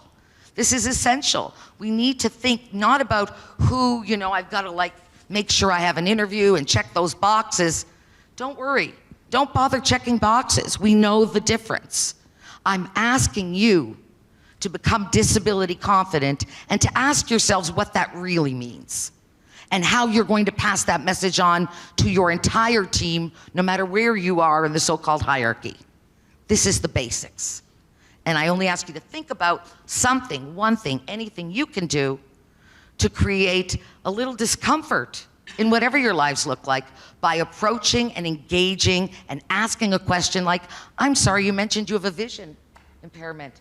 How much vision do you have? Can you do this? No? That's called genuine curiosity. And that's something that's definitely going to be a carryover theme here, which is stay curious. Yeah, I was hearing that as you were talking and as others have been talking about this theme of curiosity. You know, often we approach something we don't know with such trepidation rather than a genuine inquisitiveness of how can I learn and grow from this scenario. Sure, it might feel a little uncomfortable, but that's how we're all going to move forward in this journey. So Houston, I'd like to talk a little bit about mentorship with you. You know, mentorship is a huge stepping stone for many people in their careers, but it also creates inequalities and barriers for those who aren't able to access it. I'm wondering, have you seen any strong examples of mentorship that's been breaking down those barriers, or ways that we might think about mentorship that would help to break down those barriers for a broader section of the population? Yeah, that's difficult. Corey and I have been very lucky, as my co-founding partner. We've been very lucky that when we presented ourselves to organizations, oftentimes it's the heads of the organizations that take an interest.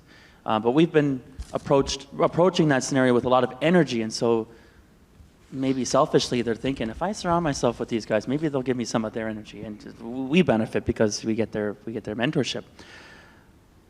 But not everyone is going to show up with a ton of energy. So, based on, the people who need it the most, perhaps, may not be putting themselves out there. And I was thinking about this question, sitting here, thinking about, well, I was going to encourage everyone to maybe become a little more confident, which I'm sure we all could benefit from. But sometimes people's personalities just aren't, super loud or outgoing, and that is completely fine. But what about them? And as I think about this more, I think, in the spirit of creativity, and I don't know how you knew, but I do have contacts on. So I do have a vision impairment. But in the spirit of curiosity, we have to be curious and outgoing ourselves as leaders, and to figure out who in our organization may be getting left behind. And that means in order for us to see that, we need to have a constant pulse, a constant temperature check on what's happening with the people that I care about the most, who, quite frankly, are just as important as my family, right? Because you see these people the same, if not more, than your actual family. These people are your family. So who in your family is getting left behind, right? And this really comes down to being attentive, being present. Deep breath in, deep breath out. What's actually happening? And then picking those people up, saying, let's grab a coffee, right? They don't even know you. They may be potentially being sought after for mentorship, but it's about being curious, being present, being observant, and supporting those you think need the most help. That's great. Thank you. So we're almost out of time, but Aris, and I think I'll ask this question of each of you. Do you have a last piece of advice that you'd like the audience to walk away with today? Sure. It's very brief. Think about everyone in this room as someone that is trying to, as someone that has, it's a person. It's someone that has a lot within themselves.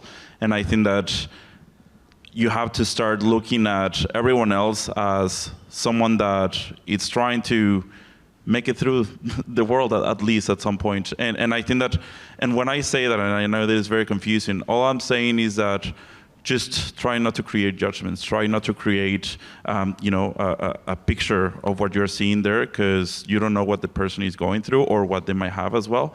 And I think that it's an opportunity as well for you to be able to ground yourself at that point as well, and learn about others as well. Thank you. Houston, how about you?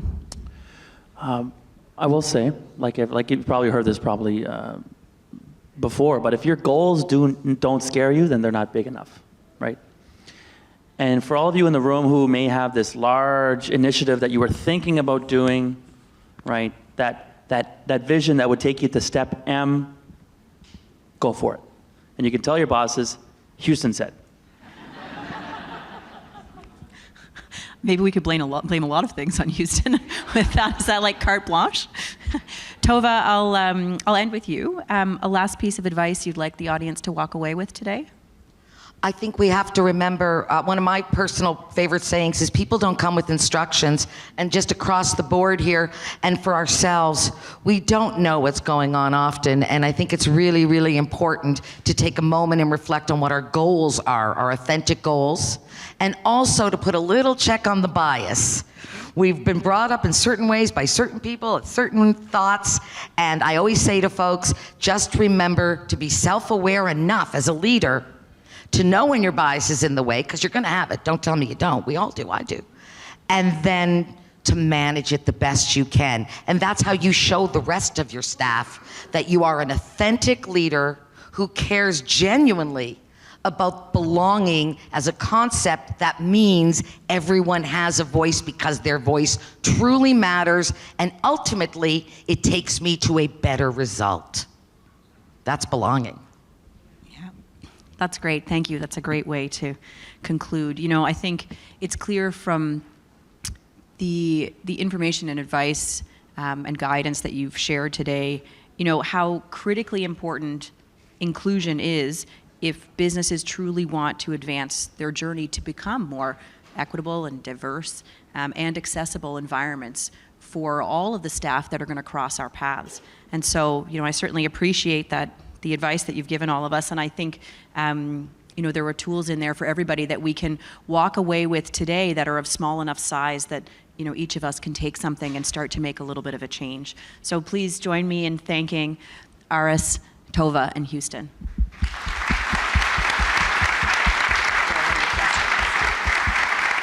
So I believe that we have time for questions. Yes. And so we'll take questions from the audience, if there are some. No questions? Yes. Oh, I see a question in the back. Yes, at table 23.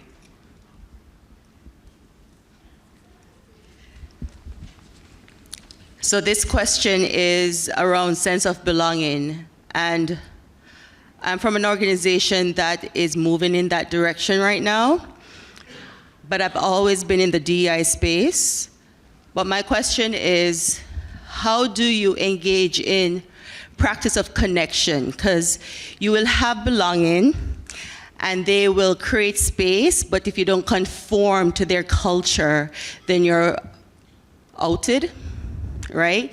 And so how would you encourage businesses, organizations to have that true sense of connection when we're talking about sense of belonging?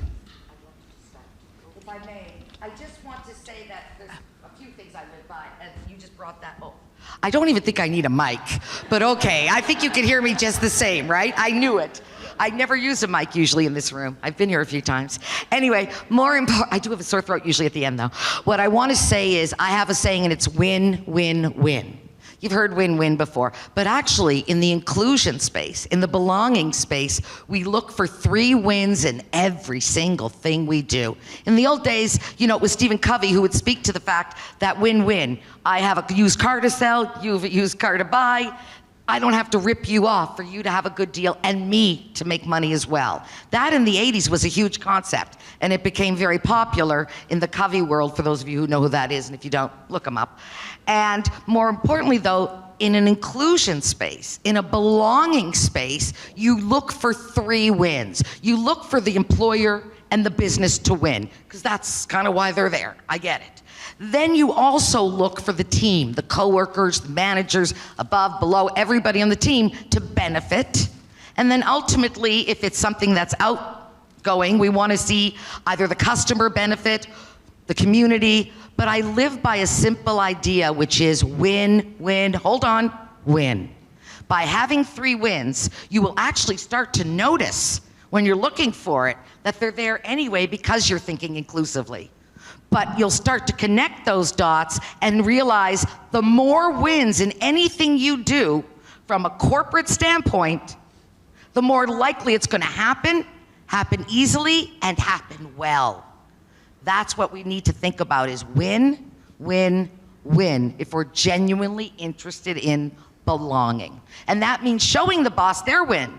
We have to be able to say, did you know that number 3 item now in Canada for the creme de la creme job seekers is culture? It used to be wage, hours, la la la la la, good manager, all the things you would want. But culture's number 3 now. So people are coming to you going, let me see your culture. So there's a good win for a business leader who may not initially understand how much of a win it is. Other questions? Is that like dropping the mic? Mike.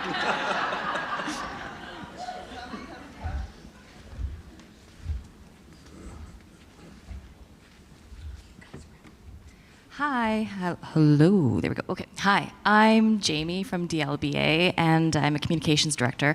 I wanted to ask, because you guys look like the perfect UN panel of Halifax right now. So do you, as a representative or somebody who's connected to the, I want to say immigrant, but also student, international student, but newcomer community, and I'm guessing Indigenous community connections, and abled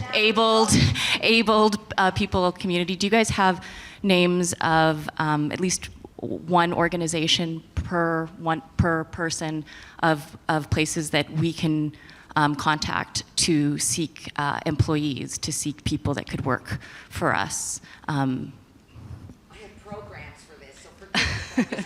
Sure. It's called reachAbility.org. Okay. And we have various programs that encourage not just persons with disabilities, but anyone who's facing marginalization, who doesn't have a fair and equitable playing field, to come in. We don't charge for anything, work with us, and we have more employers, frankly, big surprise, than we do clients looking at this stage. That's how well things have been going. So I hope that for disability questions, because we'll send you, if we don't do it, we'll tell you where to go. So reachability.org is a good start for Great. the disability-focused stuff. Great, thanks, Tova. Houston? Great. That's a great question. It's a question even I'm trying to solve myself. Aboriginal People's Training Network, the Canadian Council for Aboriginal Business, the Mi'kmaq Rights Initiative, KMKNO, who are looking to create a database of small businesses, but also individuals for employment. And potentially in the future, my organization, Indigenous Treaty Partners, because we're trying to inject ourselves in every place of that equation between non-Indigenous businesses and Indigenous talent. We talk a lot to non-Indigenous businesses, and they're on board. But now I got to go to my community and get them fired up for these opportunities. Thanks. And Aris? Yeah, totally. I think that there is actually an organization very close to my heart because I used to work for them. It's called Edunova, and they're actually they work with international students to help them stay in Nova Scotia after graduation, and also to support them in their training of anything that has to do with career and professionalism. And as well, of course, ISENS works with immigrants as well across Nova Scotia that also support them in the networking opportunities. Therefore, if employers are looking for opportunities, I think that it's a great opportunity for you to be able to connect with them if you're looking for talent as well. Perfect. I think we have time for one more question. Yes, back there. I think I've got one in the back, and then if it's quick, I'll come back to you. Thank you. So my name is Will. I have a quick question about age in the workplace.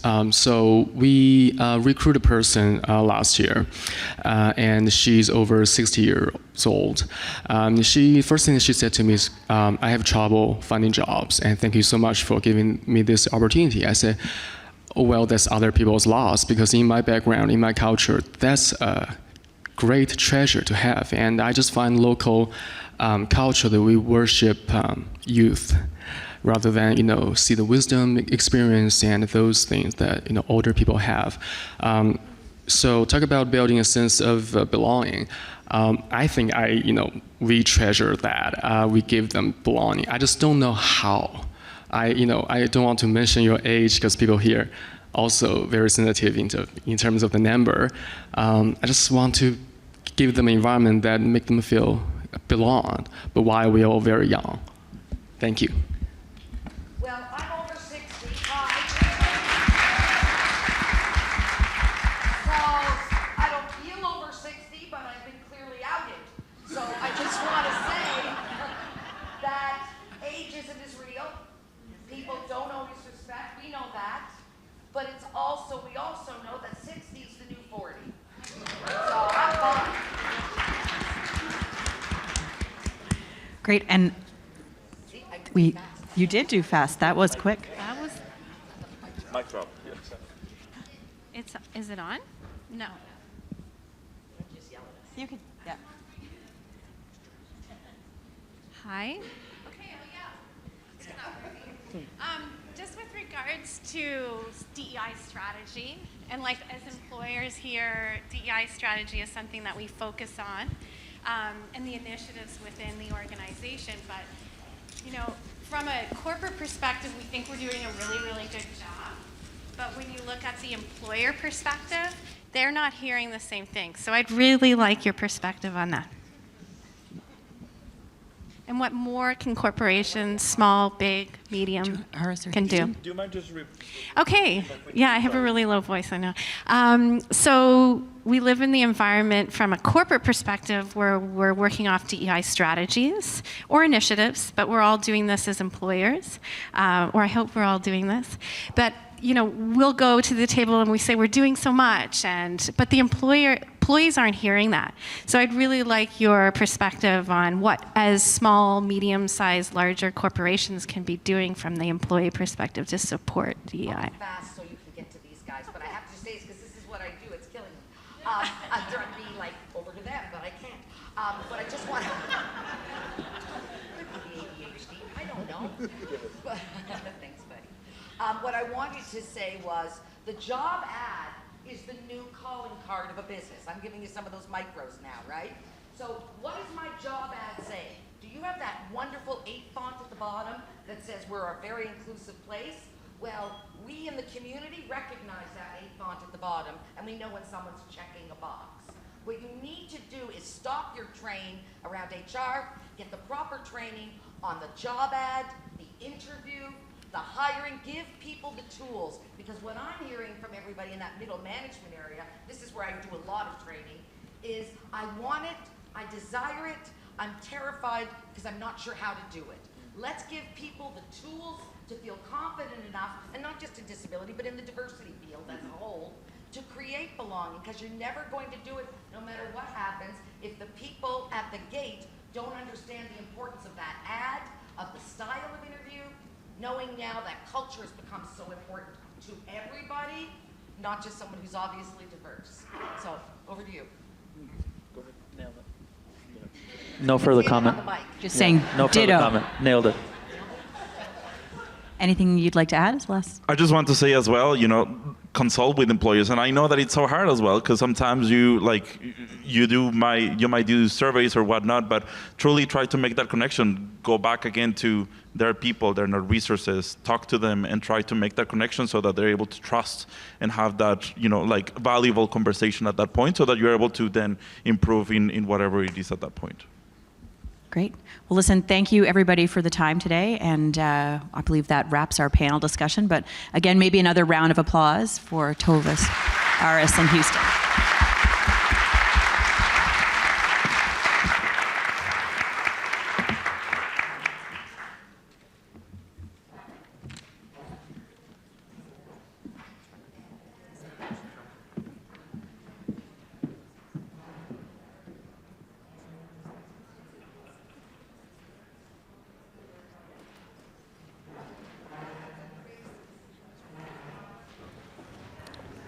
Hi, everyone. I've lost Ify. Are you all good? My God, the room is still full. And it's 2:30, and it's a Friday. So, give yourselves a round of applause.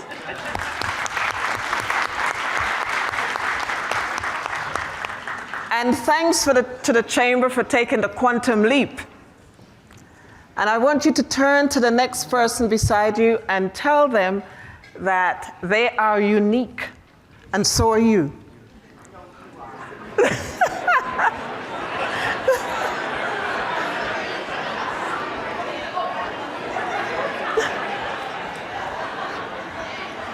We're all unique. We all have our different intersectionalities and differing identities. So let's not pretend, right? Normally what my children would say, we say, let's bring our whole selves to work. My children would say, no, Mom, you don't want to take your whole self to work. The other thing, I want to tell you something. For those of us who are 60 plus, do you know in the UK they're begging us to go back to work between the age of 55 and 65? Because they haven't got enough talents. Could you imagine? And why do you think they're having the riots in France? They burnt down the city hall today. Look it up. Why do you think they're doing it? Because they want to extend the working age to 64. So those of us who are of a certain age, We are in demand. Just saying.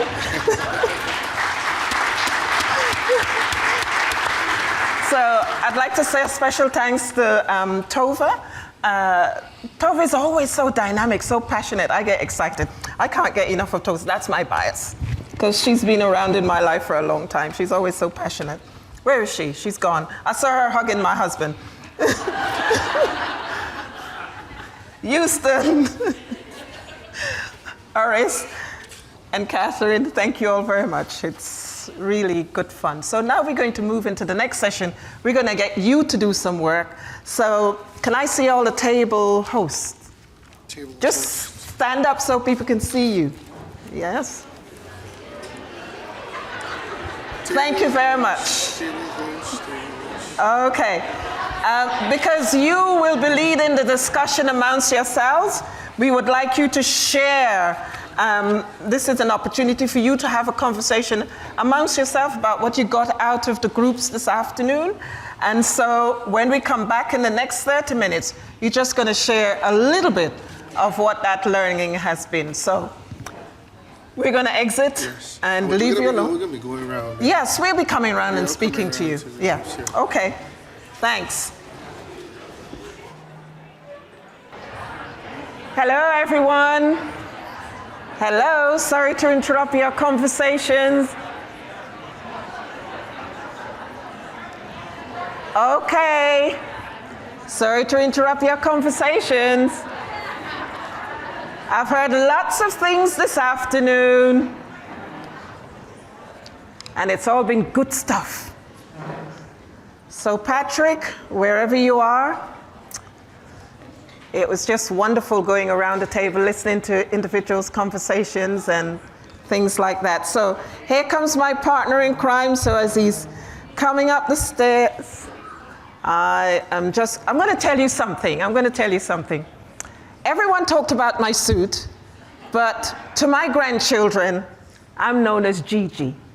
So we were in the UK in January, and I do the romping around with the kids, and I cheat at the games, the Scrabble, whatever games. And my husband does the reading. So as they were romping around, trying to get between my legs under me, my granddaughter said, she's a gymnast, and she said, come on, Gigi, you got to do the press-ups. And so I'm sprawled across like this. And I said, I can't do this. She said, come on, Gigi, get it. And then the little 4-year-old comes running underneath. So after we're done, she says, Gigi, what does Gigi stands for? I said, glamorous granny. Here's the kicker. Don't clap yet. Here's the kicker. So she says, nah, you're not glamorous granny. You're gangster granny. Go and look this up. There's an entire film, series, books, and I'm owning my gangster granny. So that's you. So, okay. Well, that's an amazing story. Yes. So do I get to call you anti-gangster granny now? Nah. Okay. Okay, I tried. All right, we're going to hear from, are we enjoying the sessions? Can I get a...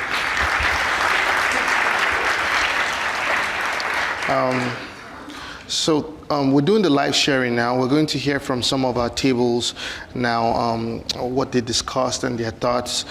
Please raise your hand if you want to share, and we'll get the mic to you.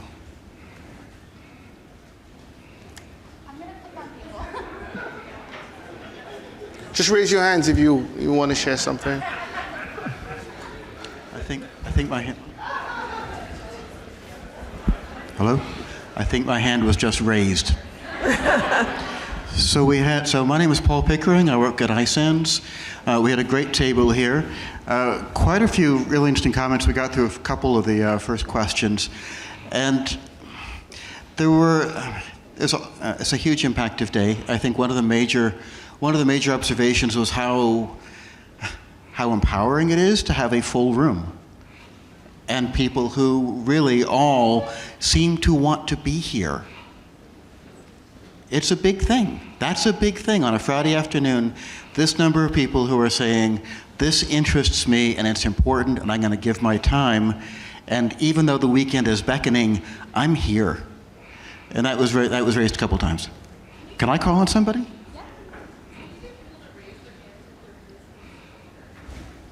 Sure.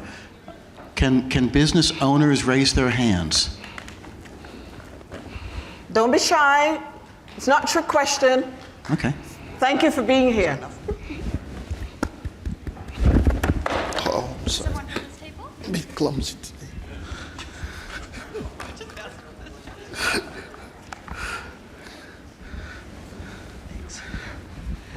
Hello, my name's Charlie Johnson. I work with the Nova Scotia Association of Realtors, and we had a really excellent conversation at our table. And one thing I wanted to highlight was the comment that all of this really needs to start with the foundations of love and loving each other the way that we want to love ourselves. Because that's the foundation for the next step, which is, okay, so now how can I be more equitable? How can I make this more accessible for you? How can I make you more comfortable and create that conversation culture that allows me to want to be able to share, hey, I'm having an issue, can you help me with this? So I just wanted to put that out there and say that was a really good takeaway. Thanks. Thank you.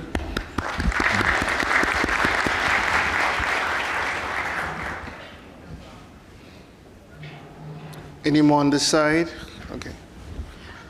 We had a good conversation around our own kind of internal biases, especially when it comes to accessibility and the perspective that we need to take to make sure people really feel included and considered when you're designing space or setting up an event or what have you, and the number of questions that takes and the work that takes as well.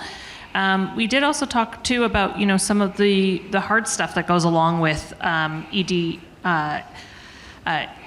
work and accessibility work and reconciliation, just in terms of, you know, some of the emotional bandwidth that you have to bring into the space and what we expect of those equity deserving groups in the workplace as well when it comes to that too. So a good conversation.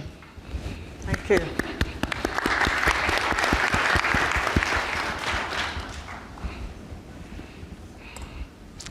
Hi, I'm Amanda from Lindsay Construction.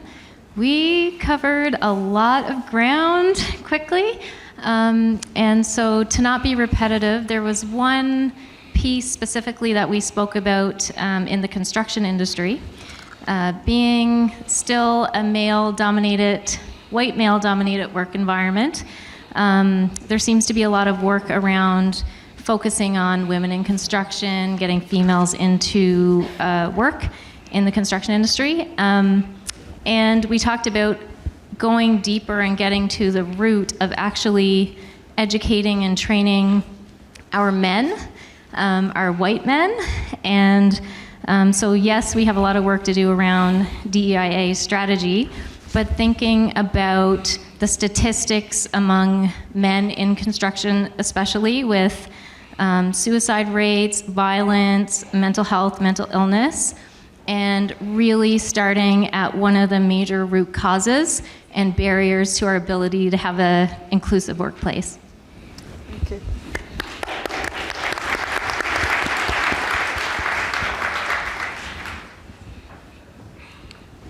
Can I just say, right where you are, I heard a really interesting conversation on table 1. They might want to share. He said I should go first. Is that okay? Yeah, I'll be fast. We really looked at the what we learned today that may have challenged us in what we thought about, and talked about that new term for us around disability confidence, and the need to be inquisitive and curious and ask questions, but do that in context without trying to put others on the spot. And so there was a lot of discussion at our table, really good discussion related to that. And we also talked about some of the initiatives that each of the organizations, well, we sort of lost track of time, but where we did start to talk about that in terms of all the work that some organizations are putting into being more diverse, more inclusive. But then you get the one group, perhaps there are different cultures within your team, within your broad organization that are not always buying in, or you get the one person that kind of says something and it seems to take away all of that goodness and that effort that has gone into it. So really, challenging us to understand what some of those gaps are and how we can rise above them, I guess, as well. So thanks, great group. Thank you. And after that table, I think there was some great conversation on Jairus' table as well. Amazing. So maybe we go there and then we go back to Jairus' table. Yes. Yeah, whichever goes first. Maybe Jairus' table first? Oh, this table. Is this on? Can you hear me? They've got the mic. It's on a little Oh, bit. they got the mic, okay. Okay, there we go. Hi, folks. My name's Connor. I use he, him, and they, them pronouns. I'm so glad that you went first because that was a really, really great lead-in into the conversation we were having. What do you do if there's someone on the team who might be uncomfortable with the DE&I education that you're presenting? Well, my response to that is, if you're learning, you're not in a comfortable space. If you're truly learning something new, you're in that uncomfortable zone. When you're staying in your comfort zone, that's where you're comfortable. If you're in a learning space, you're pushing beyond that. So there's always going to be a baseline level of discomfort when you're learning something new, but that's part of the commitment that you're making to active and intentional DEI work, is to be putting your best foot forward, actively doing your best to learn what best practices are, to learn how you can do better. So if someone's feeling uncomfortable, you're probably doing something right. Thank you.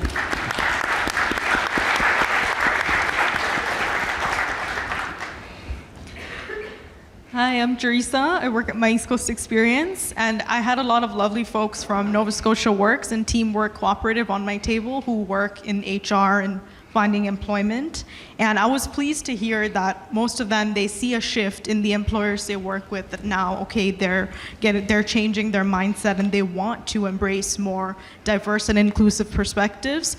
However, one thing we did talk about was that sometimes it becomes just about checking boxes and not actually kind of diving more headfirst into the meaningfulness of this work and internalizing those values. So while there has been a lot of progress made, I think it was important for us to note that, okay, we have to go beyond just checking boxes. And, it's a commitment, it's a lifelong commitment, and we're all learning and unlearning. And I also wanted to give a special thank you to Anne for when she acknowledged Ramadan in her intro. I honestly felt like she was speaking directly to me, and that is the impact that honoring, everyone's voices and looking around to make sure that we're acknowledging, because that impact it feels like they're speaking directly to you. And I really appreciated it, and I've been loving all the conversations today, and I look forward to seeing how we can make more meaningful change in our Halifax business community as we continue to grow and be more inclusive and find a place of belonging. Thank you.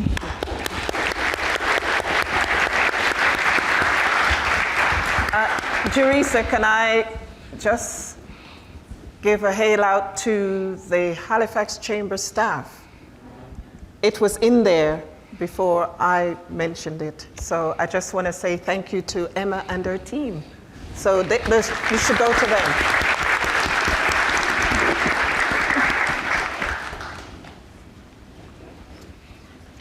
Hello. Hi. So we have time for one more question. One more table. Okay, one more table. Okay, Yeah. I'll go. I'm Heidi. I work at Halifax Harbor Bridges, and I am lucky to be here at this fine table with several of my coworkers and one of our board members. And one of the things we touched on in our discussion was the fact that we are internally not an overly large organization, but because of the work that we do rely on a lot of contractors. And we ourselves can have our own EDI policies and commitments and a committee and things like that, but there sometimes can be challenges with blending different organizations when we're bringing contractors into the fold. And so one of the really interesting things that we chatted about was the fact that we hold those contractors to uphold our safety commitments and things like that. And there was some discussion around, bringing the EDI policy of contractors up to that level with us as well. But then also, ensuring that, much like you just said, it's not just checking a box on their application for work, but actually making sure that they're checking the box, but actually doing the work within their organization as well. So when we have employees from two different organizations intersecting every single day, working very closely together, everyone is being seen and acknowledged and feeling seen and appreciated and things like that. Thanks. Thank you.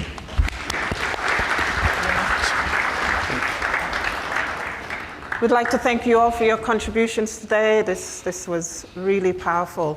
As we move into the next session, I'd like you to think about something that you would go away and think about.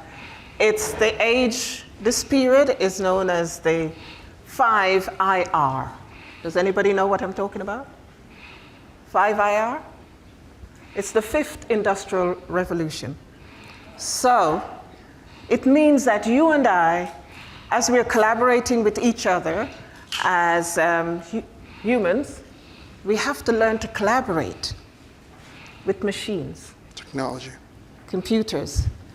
Because at some point we're going to have robots in the workplace. So please go and look up and see how we're going to collaborate with each other, as well as with machine. Thank you very much. That's a little puzzle for you. So I'd like to, we really appreciated you sharing your stories with us. And at this time, we would like to invite and welcome Mr. Paratu Chakrabarti. He's the Relationship Manager for Atlantic Affinity Market Group, TD Insurance, to introduce our keynote speaker.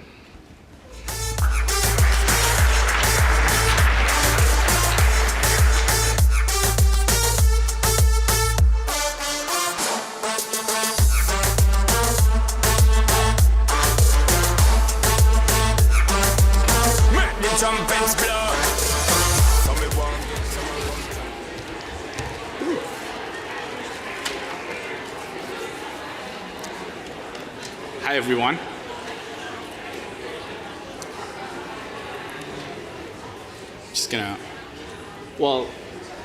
Before I get started, I just wanted to say I think we should give a big round of applause to the Halifax Chamber and for all the volunteers to organize this great event that we are all part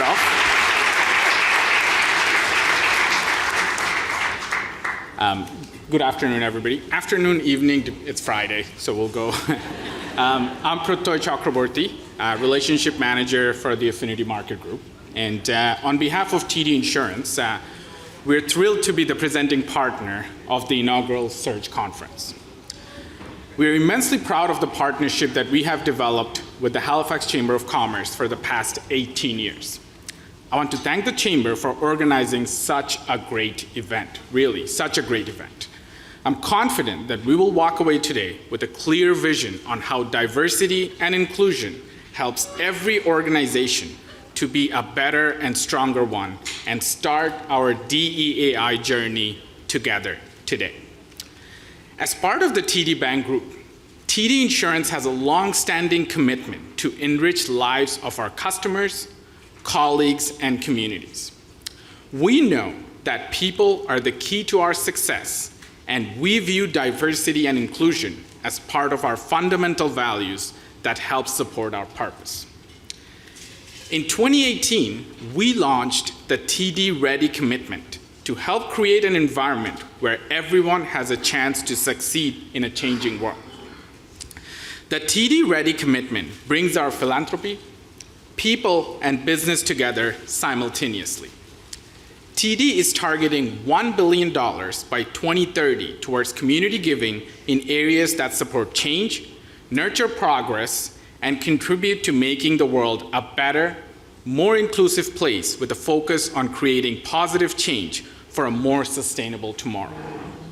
And that is why we are proud to support organizations like the Halifax Chamber of Commerce that also nurture progress and provide opportunities for everyone to thrive and succeed in an evolving world. Our TD Insurance Malashmanik's home and auto insurance program also helps promote the Halifax Chamber of Commerce's programs and initiatives by sponsoring events like the Surge Conference. I would like to take this opportunity to thank the Chamber for their continued support, the Surge Conference organizers, volunteers, and all the guest speakers today for making this year's event an enormous success. Thank you, everybody, and enjoy the rest of the event for the keynote speaker speech.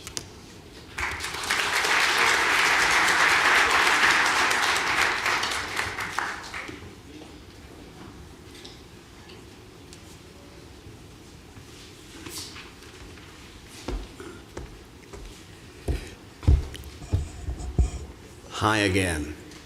I've been asked by Halifax Chamber of Commerce to say a few personal words about the distinguished Dr. Dryden, James R. Johnson Chair in Black Canadian Studies at Dalhousie University. I won't go through a whole list of accomplishments that Dr. Dryden has undertaken over her period at Dalhousie University. I just want to say a couple of personal things. I find Dr. Dryden to be an inspirational, wonderful academic. She has a wonderful way of translating complicated concepts in a direct, human, intimate way, where we are all engaged with what she's saying. You cannot miss what is being said by Dr. Dryden. And so I am indebted to her inspirational style, her wonderful way with words, her passion and dedication, which comes across. So, without any further comment, I wish you to welcome the distinguished Dr. Dryden.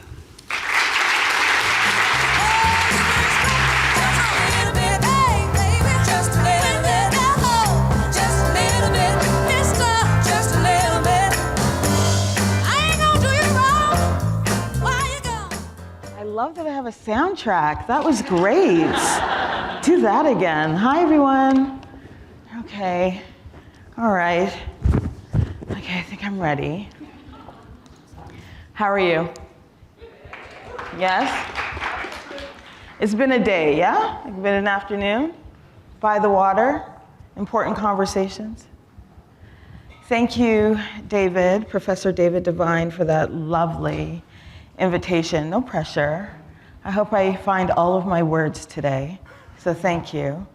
I also want to thank Emma for the lovely invitation. We've been speaking back and forth for a while, so I'm glad we were able to make this happen. Hi, Emma. And really to everyone who's been working diligently on this conference. Ramadan Mubarak. As you fast and offer prayers to Allah, may you find your peace and happiness, and may Allah always guide you all throughout your journey in life. So, it works. Good. Much like you, I work, study, and live in Chibuktuk, Halifax, the traditional unceded territory of the Maliseet, whose ancestors, along with the Mi'kmaq and Passamaquoddy nations, signed peace and friendship treaties with the British Crown in the 1700s. Yet we must not forget that these treaties were signed roughly 140 years before the end of slavery in this region we now call Canada. If Black people were spoken about in some of the treaties, we were spoken about as goods, if we were spoken about at all. Halifax was imposed upon Chibuktuk in 1749, and it was mostly enslaved African people who were used to dig out the roads and build the city, including much of the citadel. On the southern shore of the Bedford Basin, Mi'kmaq community shared land with Black people, and this allowed Africville to be founded in the mid-1800s. And as we know, only later to be demolished by the city government in the 1960s, bulldozed to the ground in the middle of the night under the guise of public health concerns. I honor Black and Indigenous people, I honor Indigenous and Black people who continue to be here, who continue to be in relation with one another in spite of the pervasiveness of anti-Indigenous and anti-Black racism, and who together fight against genocide and the afterlives of slavery. I honor Black and Indigenous people, including those who were back in the day and are in the present day, queer, trans, genderqueer, and two-spirit. We stand committed in reconciliation and remain engaged in anti-colonialism and continued disruptions of anti-Black racism. And I just want to honor this artist, Joelle Joyner, an Afro-Indigenous artist, Black and Cree, Cherokee artist, who rendered this image shortly after Mr. George Floyd was murdered. She wanted to identify and capture, along with other Afro-Indigenous artists, the intimate relationship between Black and Indigenous people. So just a quick note, this is kind of the landscape that we're in right now. We know that we are in the midst of the International Decade for People of African Descent. We also know that it took the federal government and Justin Trudeau probably about 3 or 4 years before they even acknowledged the International Decade for People of African Descent for Canada. But I want to also make sure that we are acknowledging and recognizing our local African Nova Scotian Decade for People of African Descent Coalition, who have been instrumental in leading interventions and programs over the decade, prior to official acknowledgement and now across, throughout Nova Scotia, throughout the Atlantic, and across the country. I also want to remind us that Black lives still matter, that Black, queer, and trans lives matter. Just this week, we acknowledged the International Day for the Elimination of Racial Discrimination. And all of these commemorations and dates and work are significant and important. So I'm a Black queer femme, and I do my work at the intersections of Blackness and sexuality. I am the James R. Johnston Chair in Black Canadian Studies in the Faculty of Medicine, as Professor Devine has noted. As you know, the Johnston Chair at Dalhousie, it was the first time there was a senior national chair focused on Black studies, and of course started in the Faculty of Law in commemoration of Mr. Johnston, moved to social work with Professor Devine. The initial chair was Esmeralda Thornhill, on to the Faculty of Arts and History with Afua Cooper, and for the first time in the Faculty of Medicine with myself, and I'm the first queer person to hold that role. But when we talk about Black lives, we also need to talk about the manifestations of anti-Blackness, and that includes homophobia, heterosexism, and transphobia. I just want to note that we need to pay attention in our own equity, diversity, justice, reconciliation, inclusion work, that there's this movement happening across North America that is targeting trans and gender nonconforming people, whilst at the same time, Black trans people are being murdered at an extraordinary large rate, right? So we may know Mr. George Floyd's name, but we may not know Mr. Tony McDade's name, an African-American trans man who was murdered. So when we see the anti-trans legislation that's happening in the US, we also need to know that there are a lot of anti-drag queen story times happening in Canada. That's not a commitment to equity. That's not about protecting our children. That really is about hate and racism and exclusion.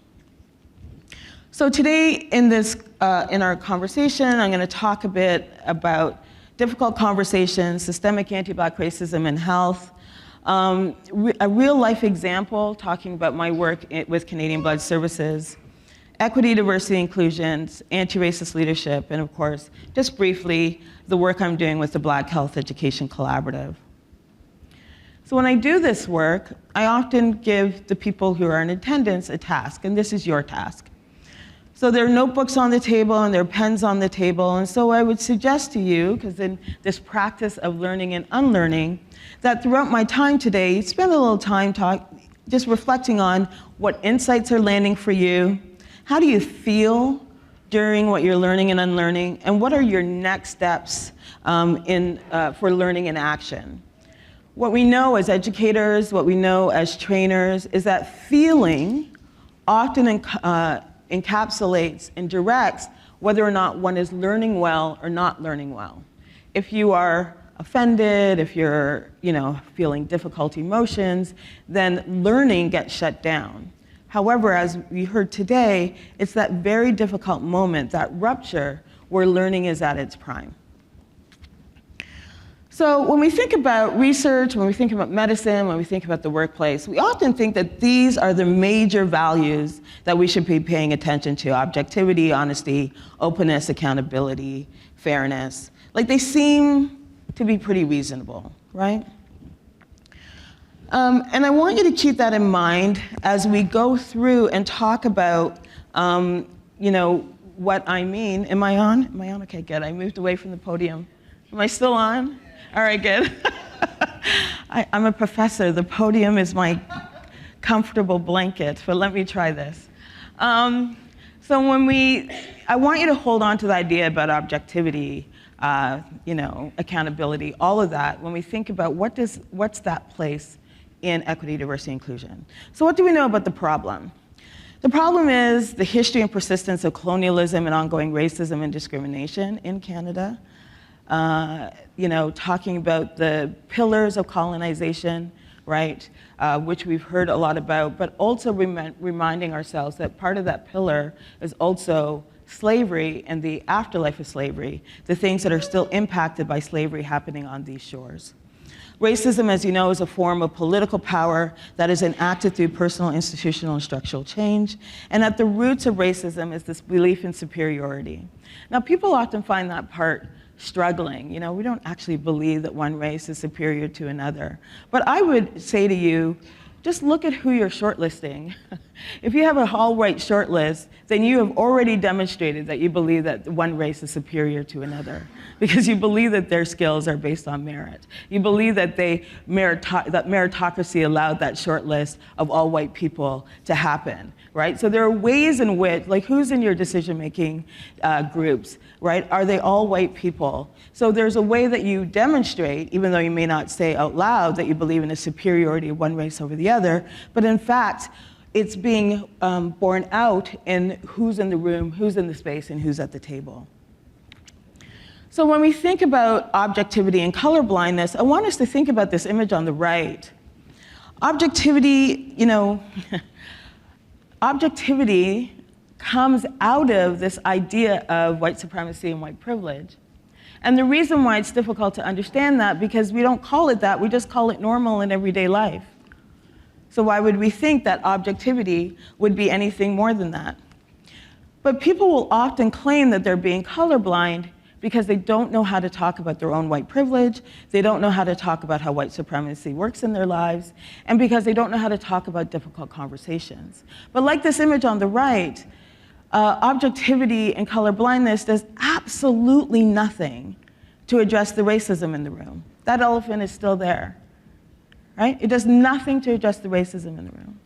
And that's why it's important to speak plainly, right? This image on the left, because in order to address racism, specifically systemic anti-Black racism, then you actually have to do something active. You need to actively disrupt that. And claiming objectivity and colorblindness is a passive response. So what are some of those key concepts? I'm not going to be able to have time to get into it today, but of course, privilege, white supremacy, whiteness, white privilege, white fragility, racial hierarchy, and interlocking systems of oppression. Some of that language might be new to you, but there are a lot of resources online to help you clarify what that means and how to understand that in your own workplace. I think about Robin DiAngelo, whose work, White Fragility. She's a white woman who works in the States, writes a lot about white privilege. And she often gets the accolades for work that Black people, Indigenous people, and other people have done. But this is also an important intervention. And she talks about how the simplistic idea that racism is limited to individual intentional acts committed by unkind people is at the root of virtually all white defensiveness on this topic. We somehow think if somebody is kind or nice, that what they did can't be racist or can't participate in racial harassment or racial discrimination. And in fact, it's the shield of kindness and niceness that allows that racism to go unchecked and unchallenged, yeah? And then, of course, this image on the far right that talks about what we consider to be white supremacy, but what we don't consider to be white supremacy. All lives matter, white supremacy. Are you sure that's what they meant? White supremacy, right? So just, again, just some brief examples of what we mean by that. When we think about white privilege, we're not actually saying that white people haven't had difficulties in their lives, but they haven't had difficulties in their lives based on whiteness, right? Unless, of course, you were going way back in the day and talking about the experiences Irish immigrants have had. But in that moment, they were not considered white, right? If you look at some of that early caricatures of Irish immigrants in the 1800s, they were often caricatured as gorillas. And we know where those images migrated to, yeah? But what we are talking about, and again, Peggy McIntosh, if you're not familiar with her work, Unpacking the Invisible Knapsack, you can Google it, it's online. She talks about these unseen privileges, unearned assets that people have access to and often deploy in their everyday life because it's just the normal thing to do, but that normal thing very much continues to feed into white supremacy and white privilege. And this is how white supremacy shows up at work. Defensiveness, worship of the written word, that's not what it says, that's not what we're going to do. It's funny how that shows up in some cases, but is often set aside in other cases. And who makes that determination? Either or thinking, it has to be this or that. Power hoarding, holding on to information, not sharing it with people, or only sharing it with certain people. The fear of open conflict, this is one that happens all the time. It goes back to that, I don't see color, I'm colorblind. Objectivity, and of course, the right to comfort. There's confusion somehow that when, who said this? Was it Jonah? Who said this morning? That, or it was Jonah, that when somebody raises issues of racism with you, that's not an attack, it's a gift, because they're allowing you an opportunity to change your behavior and do something differently, right? But of course, you might be uncomfortable with that. And even today, in 2023, as recent as last week, somebody had decided to frame their uncomfortability as an attack, right? As a deflection. So what does that mean? You can't actually get to anti-racism leadership, anti-racism, the very foundation of where equity, diversity, and inclusion comes from, without reckoning with anti-Black racism. So what is anti-Black racism? Anti-Black racism, as defined by Akua Benjamin, the first person to coin the phrase, it's often attributed to someone like Stephen Lewis because he used it in his report in Ontario in the 90s, but it was actually a Black woman, Dr. Akua Benjamin, who used to work at Ryerson, was a social worker, who coined the phrase anti-Black racism. And it's defined as policies, practices rooted in Canadian institutions, such as education, healthcare, and justice, that mirror and reinforce beliefs, attitudes, prejudice, stereotyping, and/or discrimination towards people of African descent. And because I'm a professor, I gave you a reading list, and here are some books that if you haven't read them, to go ahead and pick them up. Yes, they will be on the exam. And then, of course, Robin Maynard's book, where she talks about how Blackness and its attributes that have been attached to Blackness continue to be applied and attached to Black people today. So I had the opportunity with my colleague, Dr. Ani Norum, we worked together both in the Faculty of Medicine, her at U of T, me at Dal, and we put together an organization called the Black Health Education Collaborative to address systemic anti-Black racism in medicine, medical education, and healthcare. So we had an opportunity to write a commentary for the Canadian Medical Association Journal in January 2021. It took about a year to get it published. not because of going back and forth with edits, but because CMAJ up until that time hadn't actually published a Black researcher. Doesn't mean that there weren't Black researchers that were being published, but they hadn't been published in Canada's only and leading medical journal. But okay, so we wrote this article, Time to Dismantle Systemic Anti-Black Racism in Medicine in Canada, and as you can imagine, it was one of those moments where you do not read the comments. So what is critical race theory? Well, I know I'm jumping a bit, but it is actually connected to understanding systemic anti-Black racism and how racism works. And as a scholar, we go to the theory, we go to the scholarship, but understand it was a community people, activists, lawyers, community workers, who really did the work alongside scholars, we also exist in community, to detail critical race theory. So these are the tenets of critical race theory. Some of them are difficult to understand, and that's the third one. When we say racism is commonplace, we don't mean it's unimportant. We don't mean that it's, not a big deal. What we mean is that it precedes you in everything that you do.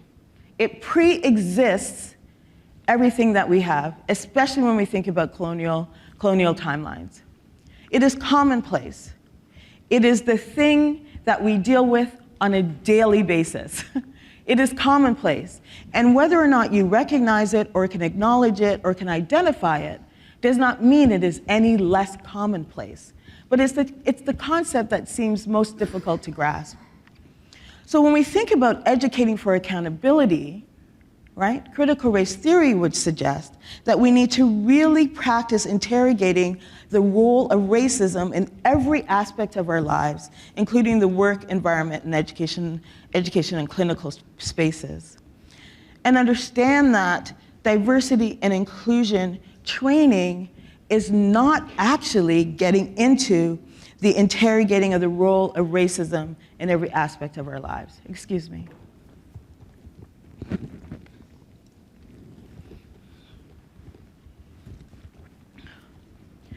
going to go through this quickly because I'm running out of time.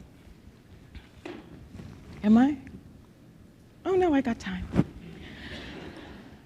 I'll still go through this quickly. So I want to talk a bit about anti-Black racism in medicine.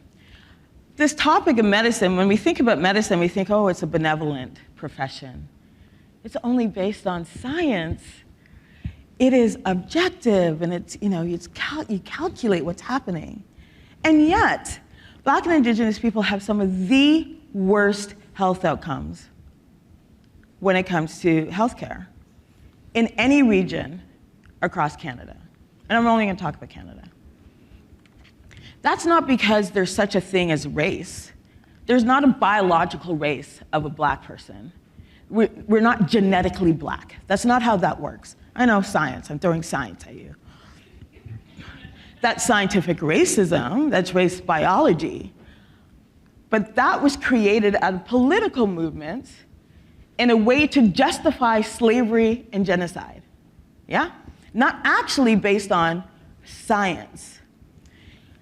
So, what we're seeing today in healthcare and medicine, and these continuing negative outcomes for Black and Indigenous people, goes back to some of the early moments of medical practice that inform both medical practice in Canada and the United States. So, people like to say that slavery didn't happen in Canada because Canada wasn't even really Canada then, whilst at the same time proudly claiming that the first medical school in Canada was at what is now called McGill University. So if we're going to claim that the very first medical school in Canada was actually in Canada in 1824, 10 years before the end of slavery in Canada, then we will also claim that slavery occurred in Canada. I'm being a little facetious there. Slavery occurred in Canada, regardless of those dates, regardless of, either or. So it means something in medical education in Canada and the United States that Black people were enslaved and not considered fully human and not considered fully people when it comes to understanding how determinations were made about who's healthy and who's not, who's ill, who's not, and what kind of care to be giving what was considered good care. So if we think about J. Marion Sims, this kind of rendition in the upper right corner, he's considered the godfather of gynecology. Much of what we know about gynecology today, he knows. He comes from his work. But understand his work was tortuous, racist, and devastating because he practiced on enslaved black women who could not give consent, who often did not know they were being sold to him for these experiments.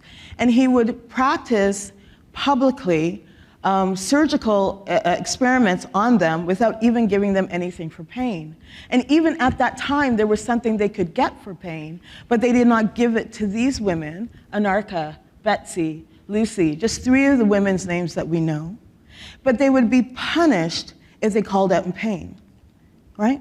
They didn't know that they were leased to him, like you lease a car, for 5 years so he can continue these experimentations. And for anybody who knows anything about gynecology, there's actually a speculum called the Sims speculum named after him. But where is the recognition of Lucy, Betsy, and Anarcha? Then we can think about Samuel Cartwright, the rendition in the bottom right corner. He was a slave and plantation owner in the US. He felt that black people who were enslaved, that when they decided to flee slavery, that somehow they had a mental illness, and he named that drapetomania. That's what he said. And he also believed that we had particular lung capacity, not quite as good as real people, and therefore needed to be put to work rigorously to develop our underdeveloped lungs. All of this was considered, at the time, good science and good medical practice. But where do we see that today? Black women still have some of the, black birthing people still have some of the worst outcomes when it comes to giving birth and postnatal. Is that right, Donna? Care, right? Postpartum care. Black people are still believed, right? They believe that somehow our nerve endings aren't quite as formed in the same way as white people, and therefore that's why we don't feel pain to the same level. And why, if we ever go to the hospital and we are seeking pain management, we're often, as Robin Maynard said before, determined to be drug seeking as opposed to seeking appropriate pain management.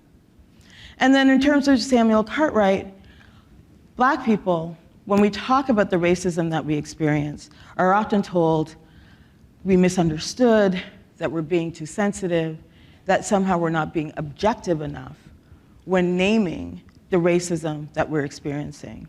And this comes out of centuries and centuries and centuries of science and medical practice. So, race is neither scientific or biological. Health disparities experienced by black people are the product of structural and systemic injustice, violence, and oppression. So all of that to say, this is what undergirds the work that we do. It undergirds the work that you're doing in your businesses, but it also very much becomes a foundational environment that health is happening in. And my example, my case study, if you will, is what's happening with Canadian Blood Services. Now, some of you may be familiar that Canadian Blood Services has recently started looking for black donors, has recently started working with sickle cell associations to increase black donors, be it blood donors or stem cells. But where does that come from? How are they doing it? And are they being accountable? Well, I'm not talking out of school here. I published quite a bit on this. I've also spoken to people at Canadian Blood Services, so I'm not talking behind anybody's back, but I will be sharing and having these difficult conversations. So usually when we think about donor exclusion, we think about that image, that column on the right. Are you a man who's had sex with another man, even one time, blah, blah, blah.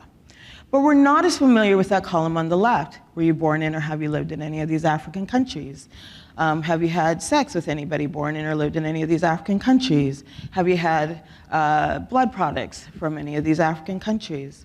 My work, as I said, situates at the intersection of black and queer people.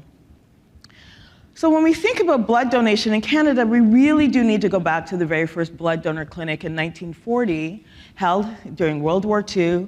The first public blood donor clinic was in Toronto, January 1940.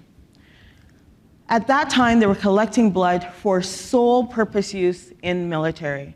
So if you had somebody in the hospital and you needed blood, you could not take from that public blood donor clinic pool, because that blood was already earmarked to go great distances, to go to Europe and be used with military personnel. You know what? You know what we don't know about? We don't know about Mr. Charles Drew. Mr. Charles Drew, an African-American man, a black man from the US, was a physician, came to Canada, studied at McGill, and he was a creator. He was an inventor. He created the technology that allowed people to collect large quantities of blood and transport them over great distances. It's because of him that we can have blood donor practices and clinics today, because he created the technology that allowed that. So in 1940, imagine his surprise that the safe blood protocol at that time was to racially segregate the blood based on the donor, so that white soldiers did not get blood from not white people. He was incensed. He's like, science does not support that. And yet, the political decision was, it's just better for our recipients if we racially segregate the blood based on the donor. The pictures in the middle were actually posters that were posted on Yonge Street, Carlton Street in Toronto in 1940, encouraging people to go to the public blood donor clinic. The images on the other side were just before the tainted blood crisis. What we knew about early HIV and AIDS, instead of focusing on behavioral practices, which we had that data, they instead decided to focus on identities. You're gay, therefore you have AIDS. You're black, you're Haitian, therefore you have AIDS. You have hemophilia, therefore you have AIDS. You are a heroin user, therefore you have AIDS. But not the practices, right? Haitian people in Canada, whether or not they were citizens, were barred from donating blood. But what we know from the tainted blood crisis is focusing on identity did not keep the blood system safe, right? What would have kept it safer was focusing on behavior. So Haitian people in New York and in Montreal, these pictures are from New York, shut down the Brooklyn Bridge and the stock exchange to insist that the FDA do better work, stop focusing on individuals and start focusing on behaviors and focusing on the information that we had. And I want to acknowledge this because that kind of work, going into the streets, demanding change, what we see now with Black Lives Matter, actually shifted the practice around what was good protocol for blood donation and blood practices. So we come to Canadian Blood Services. They opened in 1998 in response to the tainted blood crisis. They were given a responsibility to increase the trust, to regain trust amongst the Canadian population. And they had an opportunity here to focus on behavior, but instead decided to focus on identity. And that's where you see these questions. Now in this question, although these questions are no longer on the donor questionnaire, in this question, the assumption was that there was a particular strain of HIV, called HIV-0, that existed in these 8 African countries. And this is why we could not have anybody who lived there donate blood. But remember, we just got out of the tainted blood crisis. Do you know that there was a scientific report at that time, not just one, a number, that also identified that there was prevalence of that strain of HIV in the United States, France, Belgium, and Germany? But you don't see those predominantly white countries listed here. We could ask why. In 2005, they changed the question just to read all of Africa. Now, as we all know, HIV and AIDS is not rife through all 54 countries in Africa. This is not based on science as much as Canadian Blood Services, even in 2023, will continue to argue that these questions are based on science. But what does it mean to say, were you born in or have you lived in North America? Have you had a blood transfusion anywhere in North America? Have you had sexual contact with anybody in North America? Does that sound like a reasonable question? Does it sound like a reasonable protocol? But why do we believe it's a reasonable question when we say, were you born in or have you lived in Africa? And part of the reasons why people believe that that's reasonable is because of anti-Black racism. Is because of this racist belief that AIDS began in Africa, that Africa is filled with AIDS, and that anybody that comes from Africa comes with an already diseased body that can potentially harm us. That is where people don't name it as racism, they name it as science. The other argument is that this is a geography question. But as we know, geography often stands in for race. And you know how we know that? Every time a Black person gets asked, but where are you really from? No. Where are your people from? Where are your parents from? Because they are attaching geography to race.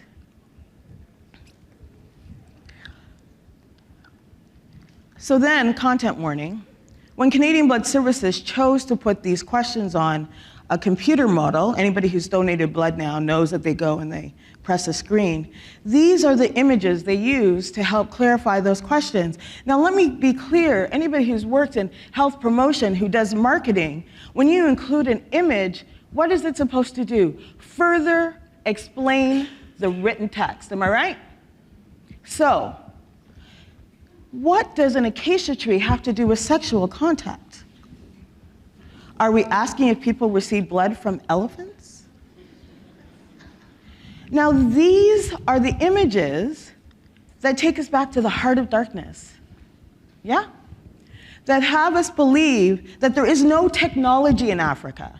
There are no houses in Africa. Have you seen that TikTok thread with this lovely woman who always answers the questions, do we have water in Africa? While she's standing in front of her waterfall, while she's standing in front, like, you know. Do you have cell phones? Do you have electricity? While she's plugged into the, you know.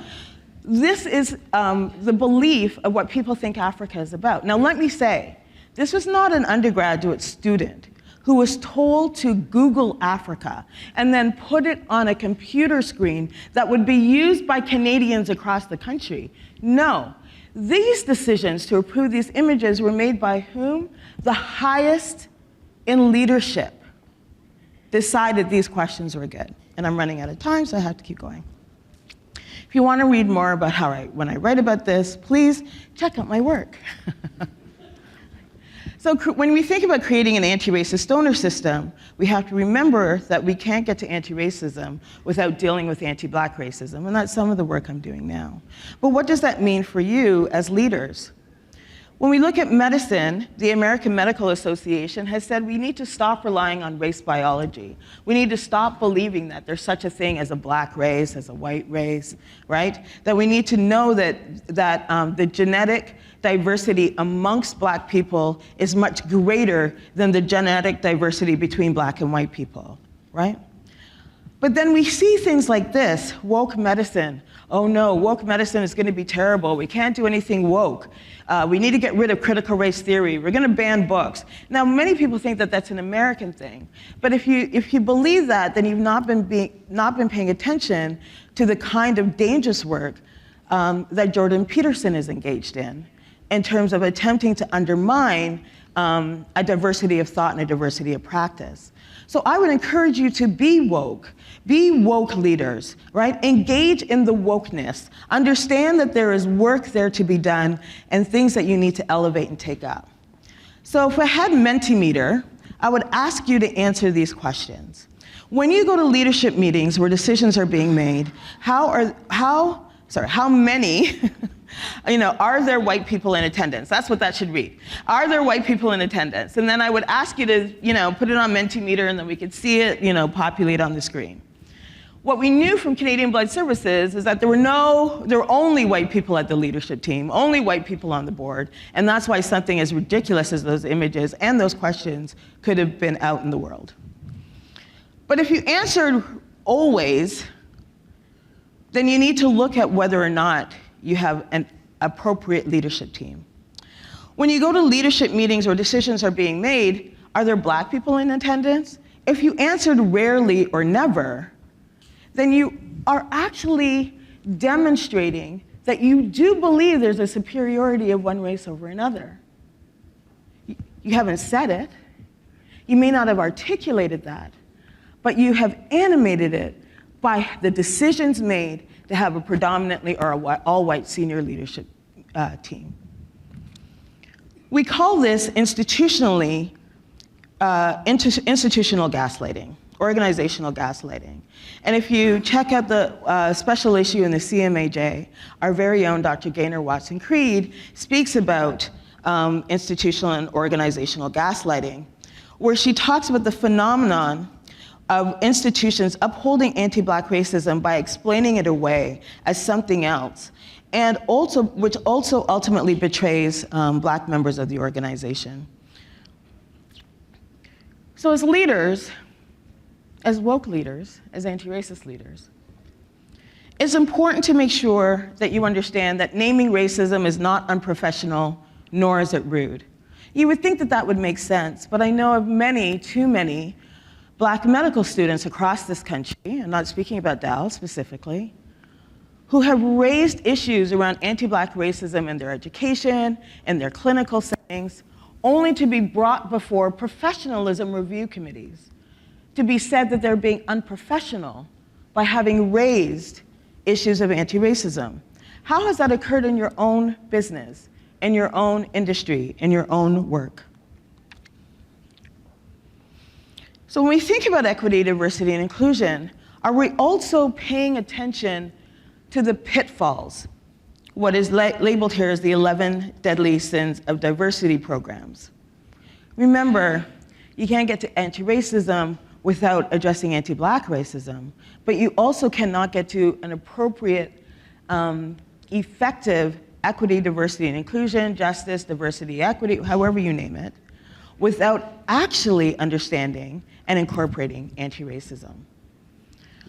So are you focusing on activities but not actually looking to see what the results are? Is there a lack of infrastructure? Who's doing the work? Is it one person? Is one person responsible for this?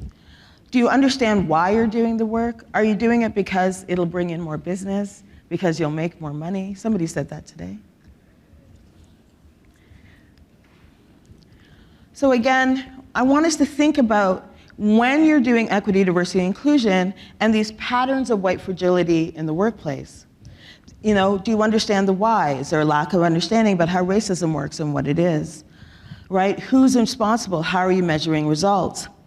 Are you maintaining white solidarity to save face, look good, not jeopardize one's own safety? You know what that looks like? Somebody says, John said something to me and it was, or Jane came over to me and touched my hair. She didn't ask me if she could touch my hair. I don't know if her hands were clean. She just walked up to me and touched my hair and was like, oh my God, it feels like my poodle. And so I feel unsafe going to work. I don't want to work with this person. And white solidarity looks like, you know what, Jane's really nice. She just didn't know. Did you explain to Jane that it's not okay to touch your hair? That's what white solidarity looks like. And that ultimately becomes a form of racial gaslighting, right? Because can you imagine walking up to somebody, not asking permission, and then touching their body? In what setting is that okay? And why do we believe, I don't, some do, that because it's a black woman's hair, that you actually have not touched their body? Why is it okay to take your hands and drag it through a black woman's hair? Why is that okay? How is that not a form of sexual assault on the job? But the white solidarity is, Jane's nice. She's old. She doesn't know. She's young. She's new to the work, right? The excuses around that. Dismissing what we don't understand or haven't experienced, a lack of authentic interest in actually believing the experiences of black people. When that comes up, when you say something racist happened and someone's like, are you sure? Not believing the experiences of black people. Are you sure? So a colleague of mine reminded me of this book, which I'm a professor, it's also on the reading list, I'm gonna get to it in a minute. But in that book, they talk about mind the gap. Who's been to the UK, who has seen this sign, mind the gap. Yes. What does this mean? This is the space between we support inclusion in our workplace. Our workplace is welcoming. You are welcome to sit at our table. This really racist, terrible thing happened. And in between that is the gap. Are you sure? Did it really?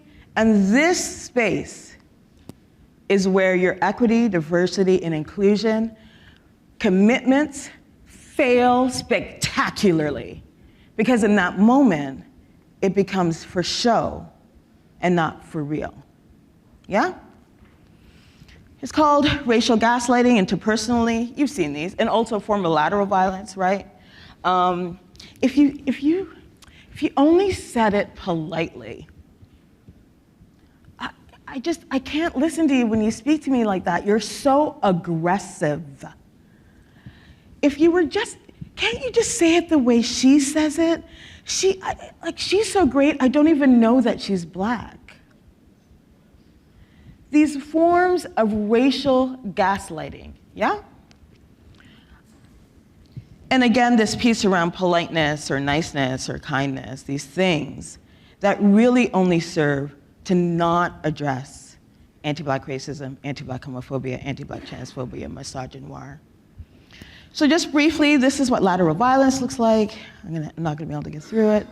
Often it happens between people who are equally situated in the workplace or in the classroom, and they're struggling with each other, not because they're necessarily having an interpersonal conflict, but because the environment in which they're working is so toxic, the climate in which they're working is not addressing systemic anti-black racism or systemic racism, and the only outlet they now have is about the trouble, making it interpersonal, yeah?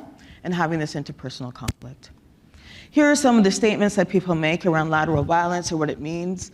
You know, this laxness of supporting black workers or not feeling safe to talk about what's happening because there's not a lot of black people working there. So who do you go to? How do you have support on the job? So I want you to ask yourself, what is your leadership role in addressing anti-black racism? I want you to think about that. What is your leadership role in addressing anti-black racism?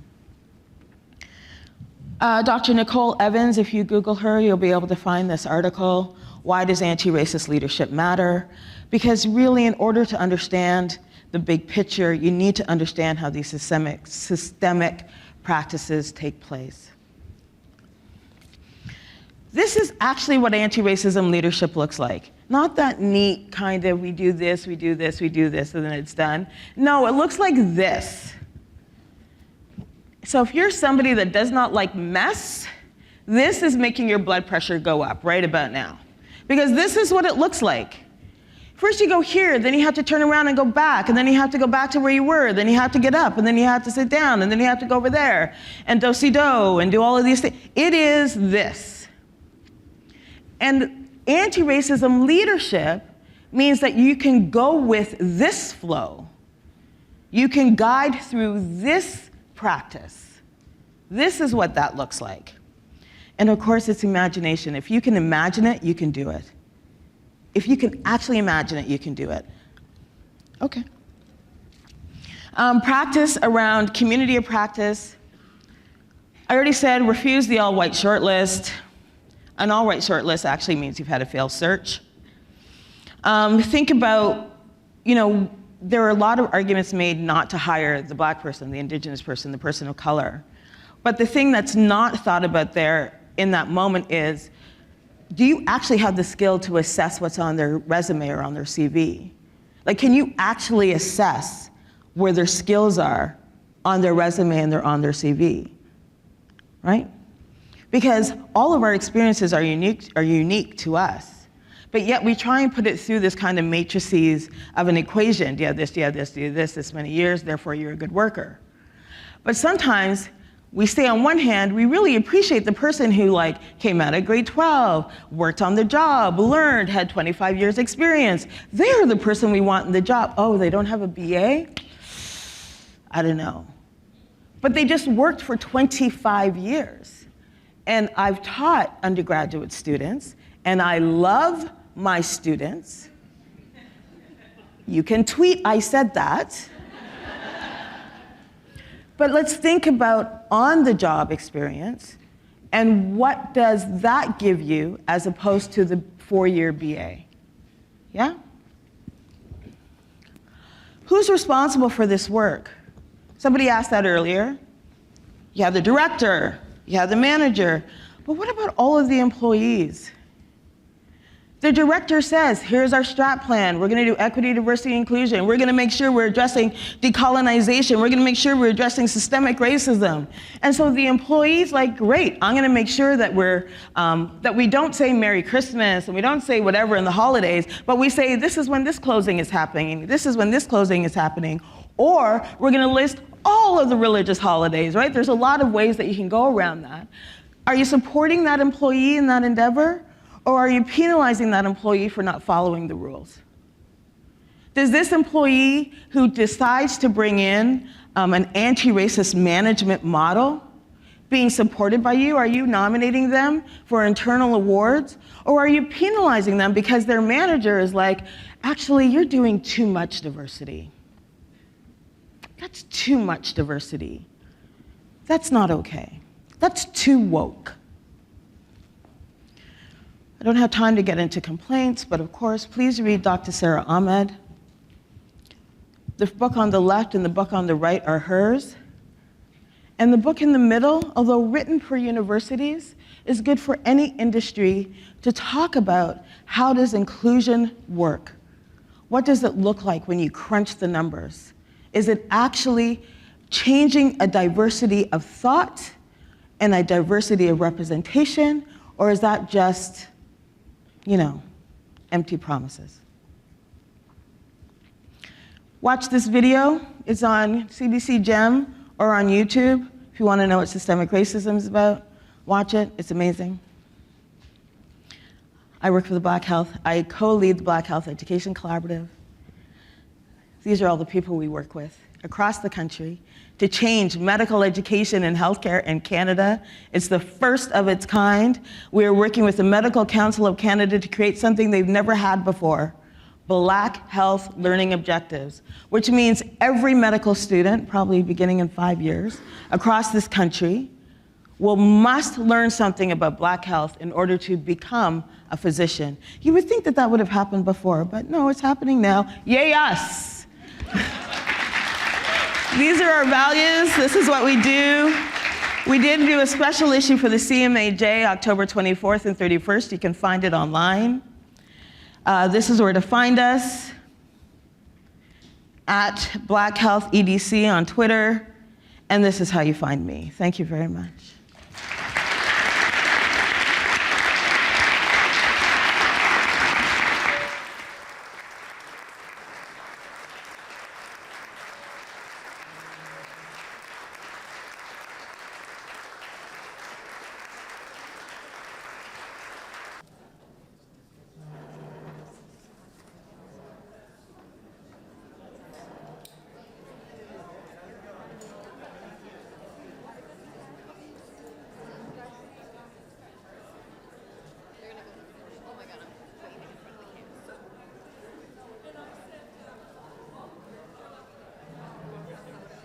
Once again, thank you very much, Dr. Dryden. Who says we can't have the keynote at the end of the day? Where's Emma? Because that was the question I asked her. You see, you've done it.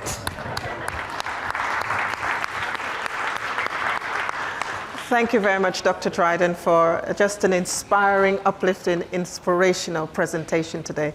I learned a great deal from you. Thank you. We appreciate you joining us today. Let's give her another round of applause.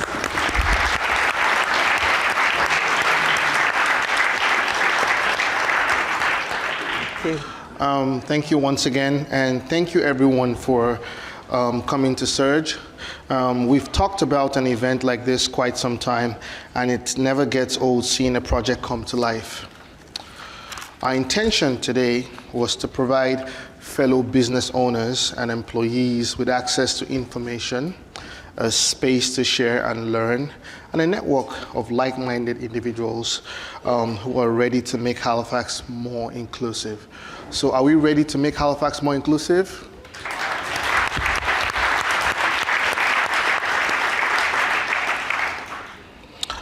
The Chamber and our partners are proud to have donated 40 number of complimentary tickets to the community members. We're also pleased we could host 10 vendors today. With over 250 of you joining today's discussion, it is clear this is priority to for our business community. Yes. We look forward to connecting with you all in the coming months on how the journey is going, what supports you may need. It doesn't end here today. Basically, that's what we're trying to say. The conversations are the first step, the actions are the next, and we want to continue having conversations until we can move the needle to become a more inclusive Halifax. It's wonderful, and the learning continues because the Chamber is inviting you to join them for training initiatives. Keep an eye out for the various events that we have. They're published. We've also got the DEAI plan. Have a look at the Chamber website and you will find it there. And remember, a reminder that the Amplified Voices report is also online, and some of the books that Dr. Dryden mentioned are also listed there, but you can still check her website. It's probably more up to date than ours now. So she is the prof. You gotta listen to the prof. I've got one at home. Drives me nuts.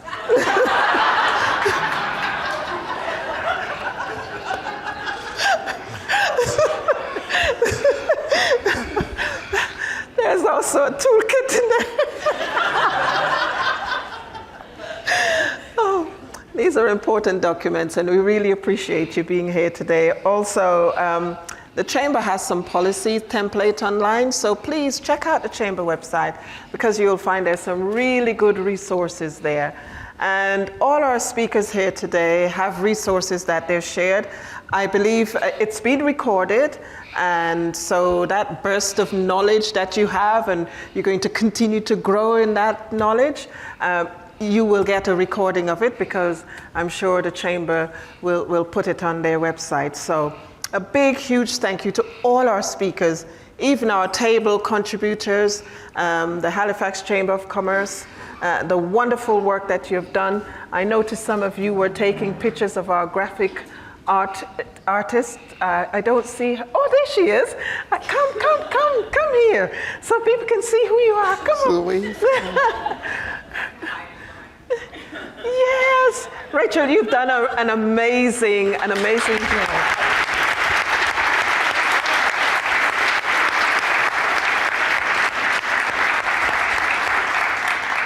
So thank you ever so much. And yeah, so Neha? okay. Go ahead. No, but, yeah. So and you forgot to say one of the thank yous. Okay, I wanted to say, ahead. well, thank you for being my co-host today. And thank you. Yeah, thank you for being my co-host. So Anne and I are open for hosting. You're very welcome. Anne and I are open for hosting. He's my son. We're open for hosting gigs, just in case.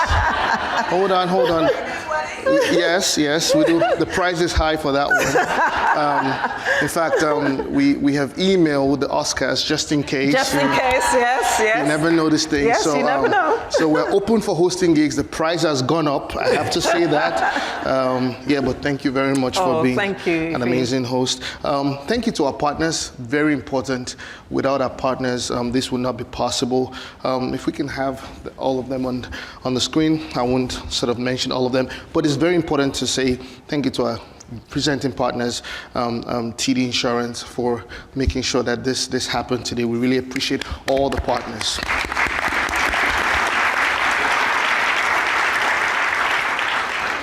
We're going to draw our prizes now.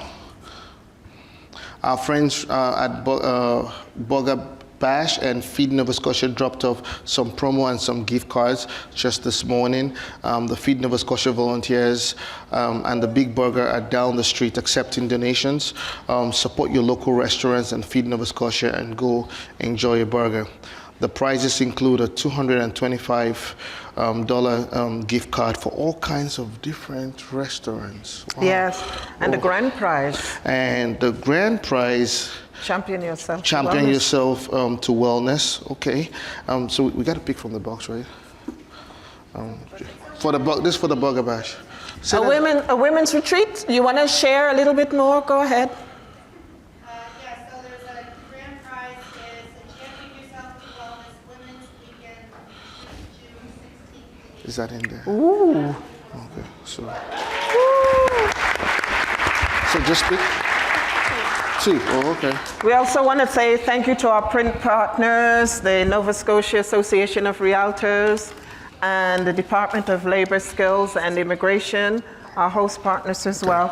Oh my goodness. This is for the retreat and this is for the burger, right? Okay. For the burger, Courtney Guilford.